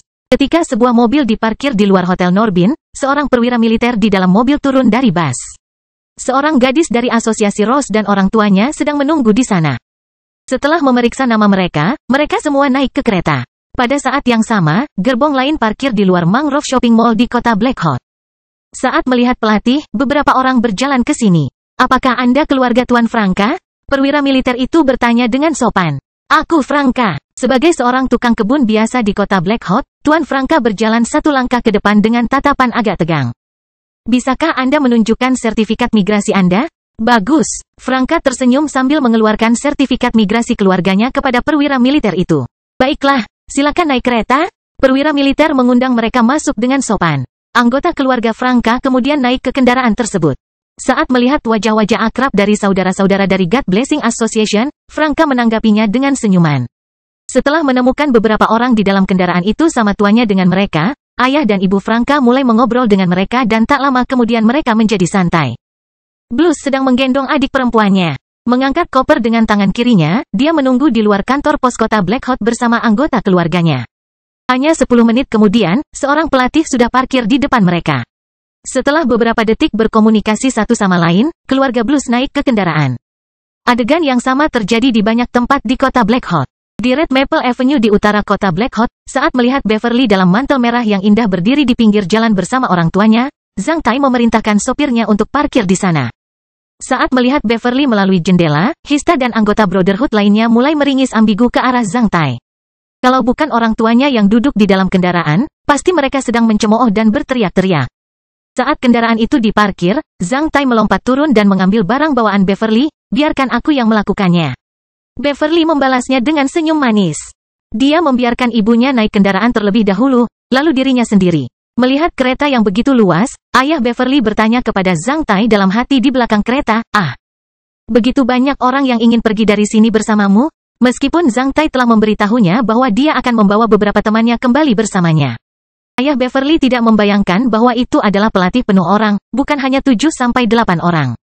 Oleh karena itu, dia menjadi sedikit takjub. Zhang Tai kemudian merasa agak malu-malu. Setelah berbicara dengan orang tua Beverly hari itu, dia menemukan bahwa ayah Beverly hampir memperlakukannya sebagai calon menantu. Jika ayah Beverly melihat gadis-gadis dari Rose Association setelah beberapa saat, Zhang Tai bertanya-tanya apa yang akan ayah Beverly pikirkan tentang dia. Aku punya banyak teman di kota Black Hot. Zhang Tai menguap ketika dia mengundang ayah Beverly ke dalam kendaraan. Dia kemudian meletakkan barang bawaan Beverly. Apakah kita akan pergi ke stasiun kereta sebentar lagi? Sebaiknya kita membeli tempat tidur, jika tidak, ibu Beverly mungkin tidak akan tahan. Aku tahu. Aku tidak akan membiarkan Bibi merasa tidak nyaman. Papa, kamu ngomong apa? Ayo naik kendaraan. Beverly mendesak mereka di dalam kendaraan. Kendaraan mulai sekali lagi. Zhang Tai sedang duduk di sisi pengemudi, yang dekat dengan pintu. Jika itu bus, maka Zhang Tai berada di posisi penjual tiket. Orang tua Beverly sedang duduk di belakang kedua orang itu dan sedang mengobrol dengan orang tua Barley. Beverly sedang duduk di sisi Zhang Tai sambil memeluk lengan Zhang Tai dengan tatapan manis. Bagi Beverly, dia merasa ingin bepergian bersama anggota keluarganya di bawah bimbingan Zhang Tai, membuatnya merasa sangat manis. Big Head, siapa lagi yang harus kita jemput? Dope, yang duduk di belakang pelatih, memanggil nama panggilan Zhang Tai dengan lugas bahkan pada saat ini. Dia sama sekali tidak memperhatikan ekspresi Lei. Setelah Zhang Tai menjadi bos dari God Blessing Association, bahkan Barley dan Sarwin diam-diam mengubah sebutan Zhang Tai. Mereka jarang memanggilnya Big Head lagi, kecuali Dope. Zhang Tai tidak keberatan sama sekali. Sambil membalikkan tubuhnya, dia menjelaskan, aku mendapat teman di klub pertarungan duri besi, Anuo. Aku berencana menjemputnya kali ini. Dia memiliki temperamen yang sama sepertimu, Douk. Benar-benar, Douk menjadi bersemangat, itu akan menyenangkan. Oh, bagaimana kamu mendapat julukan Big Head? Beverly bertanya pada Zhang Tai dengan suara rendah. Ah, saat di sekolah pendahuluan, kami biasa membolos. Karena kami tidak bisa melarikan diri dari pintu depan, kami hanya bisa mengebor celah antara jeruji baja pelindung di kelas. Semua orang bisa mengebor dengan mudah, kecuali aku karena kepalaku yang besar. Kepalaku tertancap di jeruji baja pelindung, yang membuatku sangat malu. Sejak saat itu, mereka memanggilku kepala besar. Zhang Tai bergumam pada Beverly. Beverly langsung tersenyum karena dia tidak membayangkan bahwa Zhang Tai punya cerita seperti itu. Setelah beberapa menit, Zhang Tai melihat keluarga Anuo yang telah menunggu mereka di dekat alun-alun warga kota Black Hot Anuo, istri dan 2 anaknya, yang berusia kurang dari 8 tahun. Melihat Zhang Tai turun dari kendaraan, Anuo langsung memegang erat tangan Zhang Tai dengan tampilan yang menarik. Dia tidak tahu harus berkata apa. Sejak tahun lalu, Anuo sudah mengetahui beberapa informasi menakutkan dengan mengobrol dengan beberapa tamu di klub pertarungan. Ketika klien kelas atas berangsur-angsur berkurang, Anuo merasakan bahaya yang akan datang. Namun, dia tidak bisa menyelesaikannya. Dia sudah lama berharap untuk meninggalkan kota Black Hot demi anak-anaknya. Namun, dia tidak bisa hadir. Kemunculan Zhang Tai membuat Anuo merasa bahwa dewa telah mendengar doanya. Dia sangat menghargai dalam hati. Anuo tidak pernah membayangkan bahwa kebaikannya di klub pertarungan bisa memberinya keuntungan sebesar itu. Nasib yang luar biasa. Apakah kamu sudah mendapat gaji bulan ini dari klub pertarungan? Zhang Tai bertanya. Ya, manajer Hans bahkan memberiku gaji di muka 2 bulan lagi ketika dia tahu aku akan pergi. Jawab Anuo dengan penuh rasa terima kasih. Mengingat si gendut di klub pertarungan duri besi, Zhang Tai tersenyum. Orang cerdik itu pasti sudah lama mengurus sertifikat migrasinya. Penjilat seperti itu sama sekali tidak membutuhkan perhatianku. Bagus, naik ke kendaraan. Keluarga Anuo kemudian naik ke kendaraan tersebut. Dengan adanya 2 anak lagi di dalam kendaraan, gerbong menjadi semakin riuh. Setelah menjemput Anuo di Citizen Square, Zhang Tai memberitahukan alamat lain kepada pengemudinya. Beberapa menit kemudian, kendaraan diparkir. Zhang Tai kemudian melompat turun dari kendaraan. Sementara itu, dia membutuhkan bantuan dari Barley dan yang lainnya. Ah, siapa yang akan kita jemput? Barley mengerutkan kening saat dia melihat apartemen yang ditutupi tanaman merambat ungu. Hentikan omong kosongmu. Kamu akan segera mengetahuinya. Aku yakin kamu akan terkejut. Zhang Tai tersenyum ke arah saudara-saudaranya sebelum berjalan di gedung apartemen. Barley dan yang lainnya mengikuti Zhang Tai ke lantai 3 gedung apartemen ini dengan penuh keraguan. Zhang Tai mengetuk pintu di lantai 3. Beberapa detik kemudian, pintu terbuka. Saat melihat wajah cantik Nona Daina, yang lain langsung tercengang. Membuka mata lebar-lebar, mereka hampir berteriak. Nona Daina! Baghdad langsung berseru. Nona Daina, apakah kamu siap? Zhang Tai bertanya padanya dengan tenang sambil tersenyum. Aku siap, tapi, Leona merasa tidak nyaman dalam bergerak, kata Nona Daina sopan. Ah, apakah kamu butuh bantuan? Biarkan aku membantumu, biarkan aku membantumu. Mendengar bahwa Nona Daina membutuhkan bantuan, para siswa yang horny itu langsung menyerbu masuk. Ini adalah pertama kalinya Zhang Tai melihat adik Nona Daina. Dia berusia lebih dari 20 tahun. Dengan wajah pucat, pria kurus itu duduk di kursi roda sambil mengerutkan kening. Tampaknya dia diganggu oleh banyak kekhawatiran. Baru setelah dia melihat sekelompok pria horny berdatangan dan mendengar sebutan mereka terhadap kakak perempuannya, barulah dia menghilangkan kerutan di keningnya. Baghdad, yang terkuat di antara mereka, langsung menggendong Leona di punggungnya. Sarwin melipat kursi roda Leona sementara orang-orang horny lainnya buru-buru membantu Nona Daina mengambil barang bawaan 3 koper, meninggalkan Douk berdiri sendirian di sana. Akhirnya, dia berjalan ke depan lemari dan bertanya pada Nona Daina dengan malu-malu sambil tersenyum seperti buah pir busuk, Nona Daina, apakah saya perlu memindahkan ini? Nona Daina langsung tersenyum. Melihat murid-muridnya, semua kekhawatirannya lenyap seketika. Zhang Tai dan yang lainnya memberi isyarat menghina Douk pada saat yang bersamaan. Kastil Besi Hitam Bab 519, Lompatan yang Berani. Saat Nona Daina naik ke kendaraan, seluruh kendaraan menjadi lebih riuh. Mereka semua merasa ada perjalanan yang diselenggarakan oleh sekolah. Bahkan Leona, adik Nona Daina pun menampakkan senyuman dalam suasana bahagia tersebut. Pada saat ini, orang-orang lain di dalam kendaraan itu benar-benar merasa dikerdilkan di depan Zhang Tai. Dia bahkan bisa membawa pergi Dewi Daina, itu hebat sekali.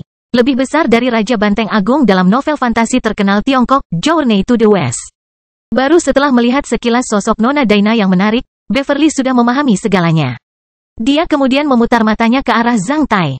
Kamu bajingan, Beverly bergumam di telinga Zhang Tai dan mencubit pinggangnya dengan kuat. Zhang Tai menarik napas.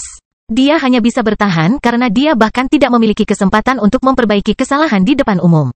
Aku bahkan belum menyentuh tangan Nona Daina. Zhang Tai menjelaskannya kepada Beverly dengan suara rendah. Aku tidak percaya padamu.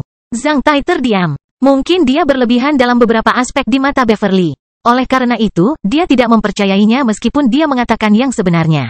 Banyak orang di dalam kendaraan saling bertukar pandang ketika mereka menemukan gerbong tersebut langsung berlari ke arah timur kota Black Hawk, bukan ke stasiun kereta api kota Black Hawk.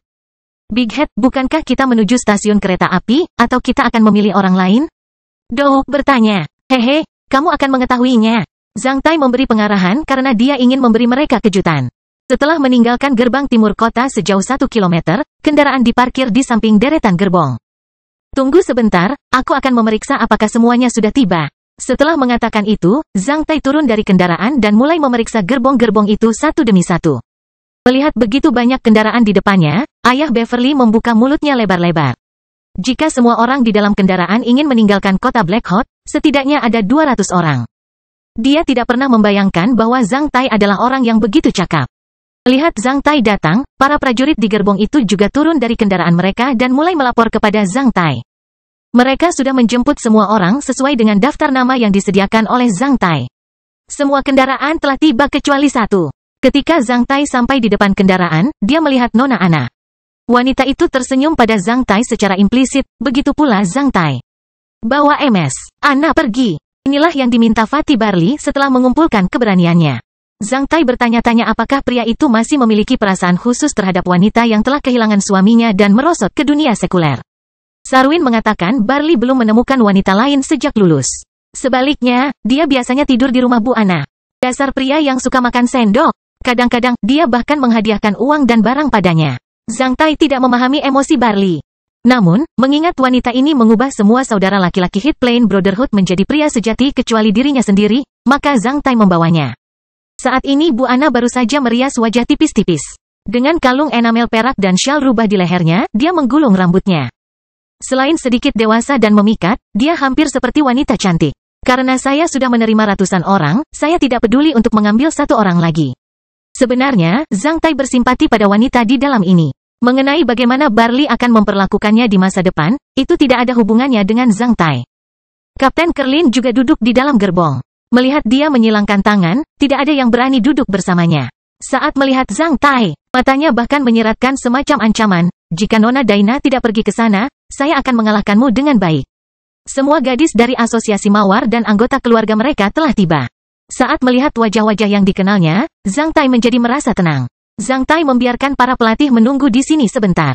Setelah 7-8 menit, pelatih terakhir tiba. Saat kereta parkir, Zhang Tai berjalan ke sana. Aku minta maaf, adik laki-laki istriku agak nakal. Saat kendaraan tiba, kami harus menemukannya sebentar. Melihat Zhang Tai, Wood menjelaskan di kendaraan dengan cara yang memalukan. Wood membawa anggota keluarga terbanyak.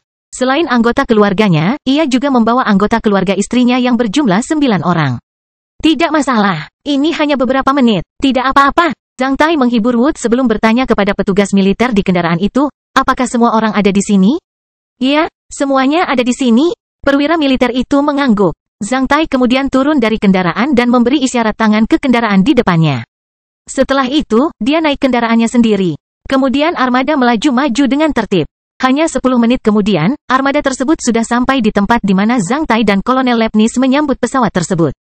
Itu adalah sebuah pusat kapal udara yang didirikan oleh divisi nomor 39 di luar kota, yang berjarak lebih dari 10 km dari kota Black Hawk. Saat memasuki pangkalan, beberapa orang di dalam kendaraan sedikit gelisah. Ketika armada berhenti di depan pesawat besar tingkat kemarahan itu, Zhang Tai melompat turun dari kendaraan terlebih dahulu sebelum memanggil Nona Daina dan orang lain untuk turun dari kendaraan mereka. Menyaksikan pesawat yang begitu besar dan bagus, semua orang menjadi tercengang. Mereka tidak pernah membayangkan bahwa Zhang Tai bisa mendapatkan pesawat sebesar itu sebagai alat lalu lintas mereka. Sebelum bencana terjadi, ini seperti pesawat terbang besar. Itu luar biasa. Ini alat lalu lintas kita?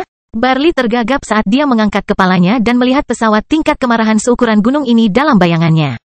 Tentu saja, kenapa tidak? Menurutmu apakah aku membawamu ke sini untuk berkunjung? Zhang Tai tersenyum. Berdiri di bawah bayangan besar pesawat tersebut, banyak orang mengangkat kepala sambil meletakkan tangan di dahi dan menyaksikan raksasa besar ini di udara. Banyak gadis dari asosiasi mawar menjadi bersemangat. Bagi banyak orang saat ini adalah pertama kalinya mereka menggunakan alat lalu lintas kelas atas.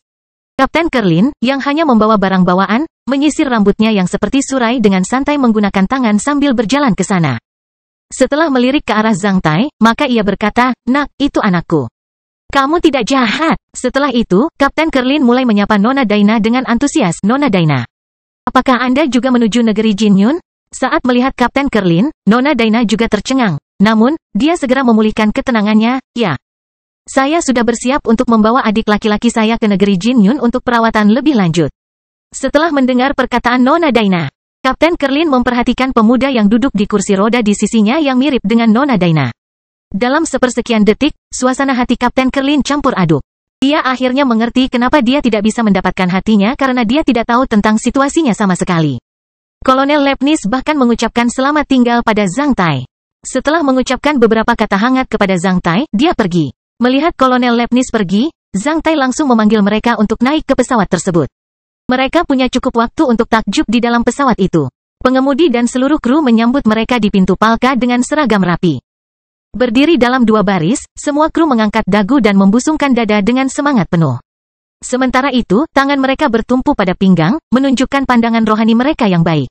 Pengemudi itu berdiri di pintu masuk dan menyapa semua orang yang memasuki pesawat. Bagi banyak orang yang baru pertama kali naik pesawat, segala sesuatu di sini terasa segar dan merangsang.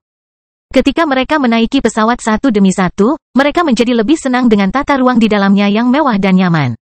Gadis-gadis itu berkicau dan berputar-putar di sekitar kabin tempat berlabuh. Para anggota God Blessing Association juga mulai melihat-lihat karena penasaran. Hingga 20 menit kemudian mereka menjadi sedikit diam ketika mereka memastikan tentang kabin tempat berlabuh mereka sendiri.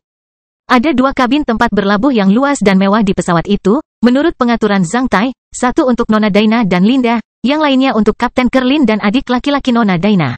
Pengemudi pesawat itu datang untuk menanyakan Zhang Tai apakah akan lepas landas. Zhang Tai mengangguk. Kemudian pesawat itu perlahan bergerak. Ketika pesawat tersebut lepas landas, banyak orang berlari ke dek wisata semi tertutup di pesawat tersebut untuk merasakan bagaimana pesawat tersebut terangkat ke udara. Melihat pesawat itu perlahan-lahan meninggalkan tanah, banyak gadis dari asosiasi mawar melengking keras karena kegembiraan. "Tuan Zhang Tai, saya minta maaf atas apa yang terjadi." Ayah dari seorang gadis asosiasi mawar bernama Feli akhirnya mendapat kesempatan untuk sekali lagi meminta maaf kepada Zhang Tai dengan sungguh-sungguh.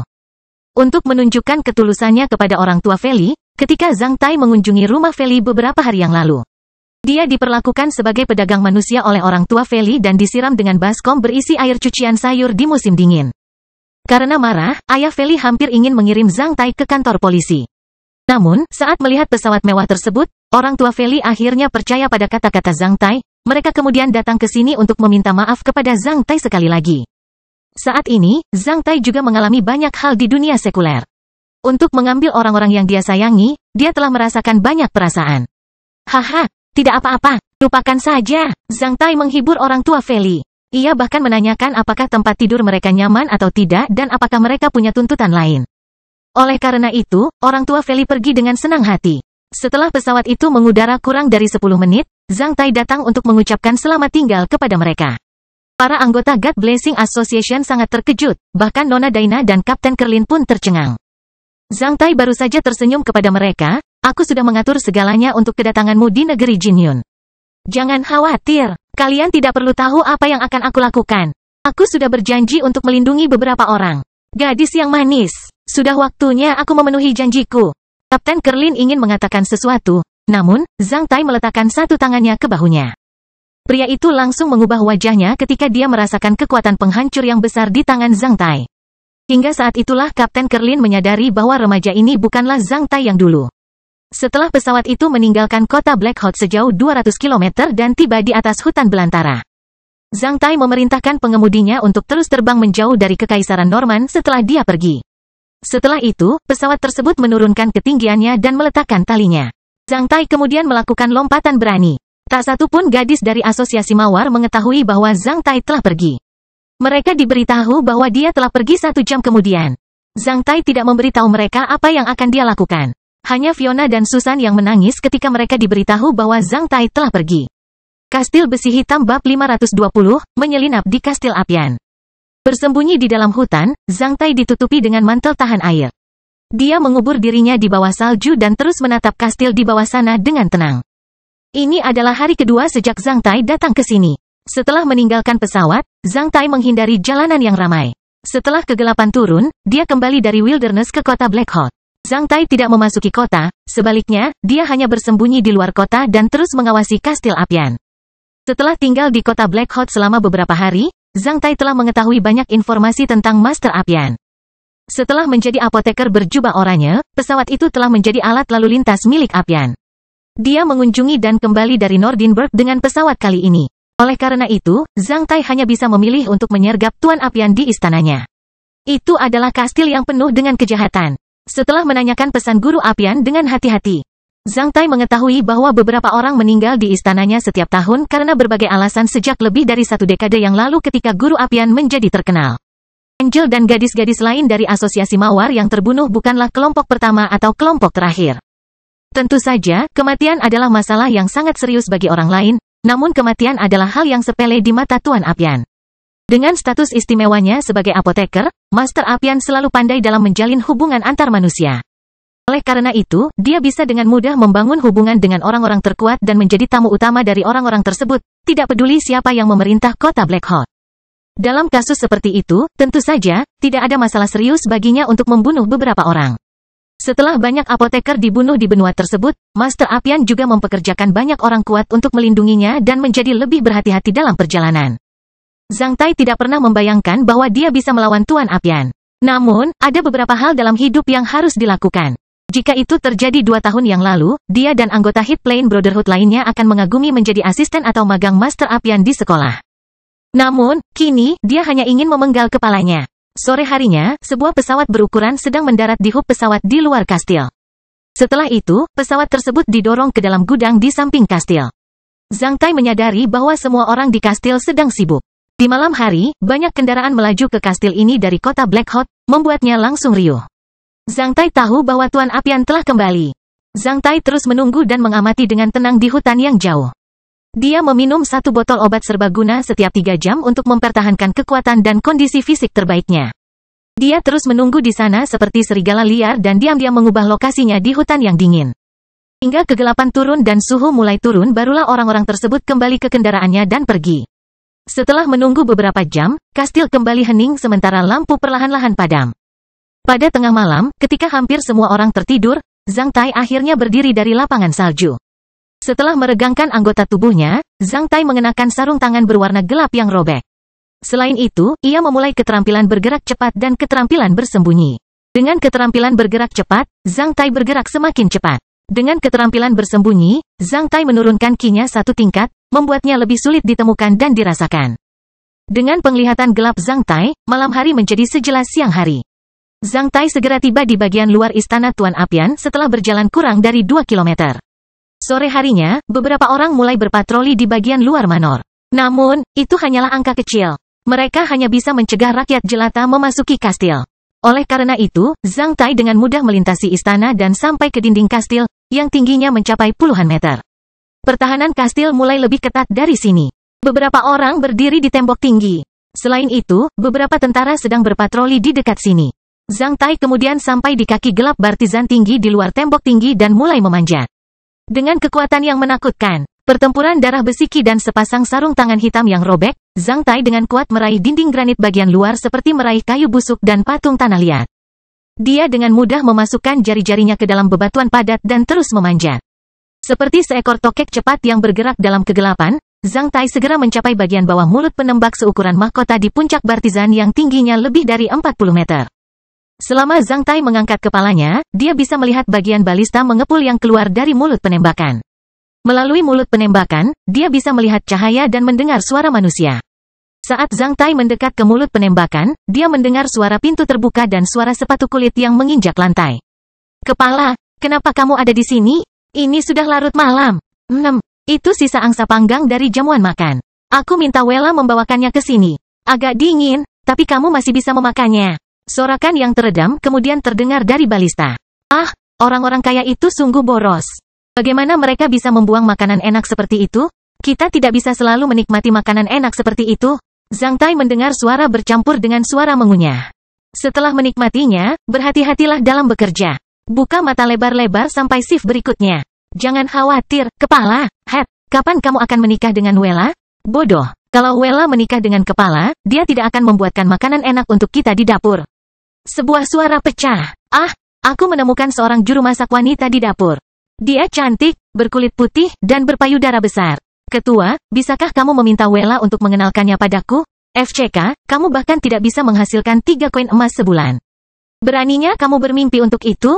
Ketika kamu bisa menghasilkan 10 koin emas seperti kepala, bahkan jika kamu tidak membuka mulut, wanita akan datang untukmu. Mereka kemudian saling mencemooh dan mengejek. Mendengar pembicaraan mereka, Zhang Tai tahu bahwa dia telah membuat pilihan yang tepat. Apian pantas dibunuh, namun, tidak semua bawahannya harus mati. Banyak orang di kastil dan istana ini adalah orang-orang biasa dari kota Blackhawk. Mereka di sini hanya untuk bertahan hidup. Sungguh keren melakukan pembantaian di sini sebelum memenggal kepala Apian, namun, berapa banyak orang yang akan dibunuh bersama bajingan itu seperti umpan meriam? Zhang Tai berbaring di bawah bayangan di bawah mulut penembak balista. Sampai kepala itu meninggalkan Bartizan dalam waktu sekitar 5 menit, Zhang Tai memutar ke sisi lain Bartizan. Dia datang ke dinding kastil melalui tangga Bartizan dan meluncur ke dalam kastil di sepanjang dinding. Kastil ini hampir sebesar kastil Jinwu. Sangat sulit menemukan target spesifik di ratusan ruangan. Dia mungkin mengekspos dirinya sendiri kapan saja. Oleh karena itu, cara terbaik adalah meminta seseorang membimbingnya ke sana. Rakyat jelata tidak bekerja, pengurus kastil ini adalah orang yang paling tepat. Adapun kastil seperti itu, ketika pemiliknya kembali dan mengundang tamunya di malam hari, pelayannya tidak dapat beristirahat sampai semua tamunya pergi dan pemiliknya pergi tidur. Oleh karena itu, ruangan pramugara pada akhirnya harus padam.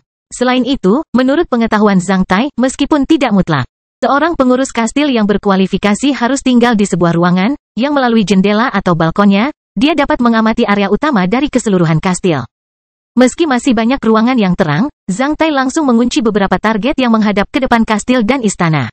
Setelah menghindari 2 kelompok penjaga yang berpatroli, Zhang Tai melintasi tempat terbuka antara kastil bagian luar dan kastil bagian dalam. Setelah itu, dia muncul dari tanah dan menempel di dinding luar kastil bagian dalam seperti tokek di area gelap. Setelah itu, dia mulai berenang menuju jendela-jendela yang ada di ingatannya satu demi satu. Melalui 2 jendela pertama, Zhang Tai melihat sebuah gudang dan kamar penjaga. Ketika dia sudah dekat dengan jendela ketiga, Zhang Tai mendengar suara pah dari dalam ruangan. Zhang Tai sangat familiar dengan suara yang disebabkan oleh benturan antar daging. Zhang Tai melirik ke dalam ruangan dan melihat seorang bajingan tua menabrak pantat seorang wanita sambil menekannya di sofa. Dia menunjukkan pantatnya yang menjijikkan, kendur, dan berlemak sambil berkeringat. Wanita itu masih mengenakan seragam pelayan berwarna hitam putih. Setelah beberapa menit, tua itu berhenti sambil terengah-engah dan kram. Cecelia, percayalah, istana di luar kota membutuhkan seorang inspektur. Kamu bisa mengirim adikmu untuk mencobanya minggu depan. Lelaki tua itu membuka mulutnya setelah beristirahat selama beberapa menit. Pelayan perempuan itu tetap diam selama seluruh proses. Dia diam-diam mengenakan roknya dan membantunya membersihkan tubuhnya. Sebelum meninggalkan ruangan, dia berkata dengan suara rendah, "Terima kasih, pramugara, tolong jangan beritahu adikku tentang ini. Jangan khawatir, selama kamu mengikuti perintahku, aku tidak akan menceritakan apapun kepada adikmu." Ketika pelayan perempuan itu pergi, lelaki tua itu bahkan menyentuh pantatnya sebelum mengantarnya pergi dengan tatapan serakah. Mendengar nama Cecelia, Zhang Tai berdoa dalam hati untuk pria yang kurang beruntung. Sungguh dunia yang utilitarian. Di antara beberapa pria muda yang menikmati makan sisa angsa panggang yang ditinggalkan oleh para tamu di Bartizan dan seorang lelaki tua gemuk dan menjijikkan yang memiliki kekuasaan atas urusan. Juru masak wanita berpenampilan cantik manapun lebih suka naik ke tempat tidur lelaki tua ini. Setelah terlibat dalam urusan cinta, lelaki tua itu menghabiskan kekuatan fisik dan mentalnya. Dia kemudian mulai tidur siang di sofa dengan mata terpejam. Tidak tahu sudah berapa lama berlalu, ketika si tua brengsek itu merasa agak kedinginan, dia menyadari bahwa jendelanya belum ditutup. Saat dia membuka matanya, dia melihat seorang pemuda berambut hitam berdiri di depannya. Sebelum mengeluarkan suara apapun, lehernya telah dicubit oleh sarung tangan hitam menakutkan milik pemuda itu. Kekuatan pemuda itu terasa seperti orang dewasa yang kuat, sedangkan leher lelaki tua itu seperti lilin tipis. Selama pemuda itu menggunakan kekuatannya, leher lelaki tua itu akan patah. Pramugara mulai meronta, namun itu tidak ada gunanya karena seekor lalat tidak akan pernah bisa meruntuhkan tembok kota.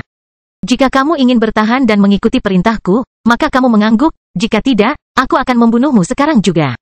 Sebelum si tua brengsek itu tercekik, dia mendengar suara Zhang Tai. Meski terlalu lemah untuk melawan, dia mencoba yang terbaik untuk mengangguk. Zhang Tai kemudian sedikit melonggarkan cengkeramannya, membiarkannya mengambil napas. Siapa kamu? Apa yang kamu inginkan? Setelah sedikit memulihkan ketenangannya, lelaki tua itu memperhatikan Zhang Tai dengan tatapan ketakutan. Kamu tidak perlu tahu siapa aku. Aku di sini hanya untuk memenggal kepala Apian. Karena aku tidak tahu jalan di kastil, tolong bawa aku ke sana. Zhang Tai berkata dengan tenang. Tidak mungkin. Lelaki tua itu langsung mengubah wajahnya. Zhang Tai kemudian menjawab sambil tersenyum, kamu mungkin belum mengetahuinya. Mulai sekarang, jika kamu ingin menyelamatkan hidupmu, sebaiknya kamu berdoa agar aku bisa memenggal kepala Apian. Kenapa itu bisa terjadi? Kenapa tidak? Kamu hanya punya 3 pilihan sekarang, jangan ikuti perintahku. Berpura-pura mengikuti perintahku dan bermain trik atau mengikuti perintahku.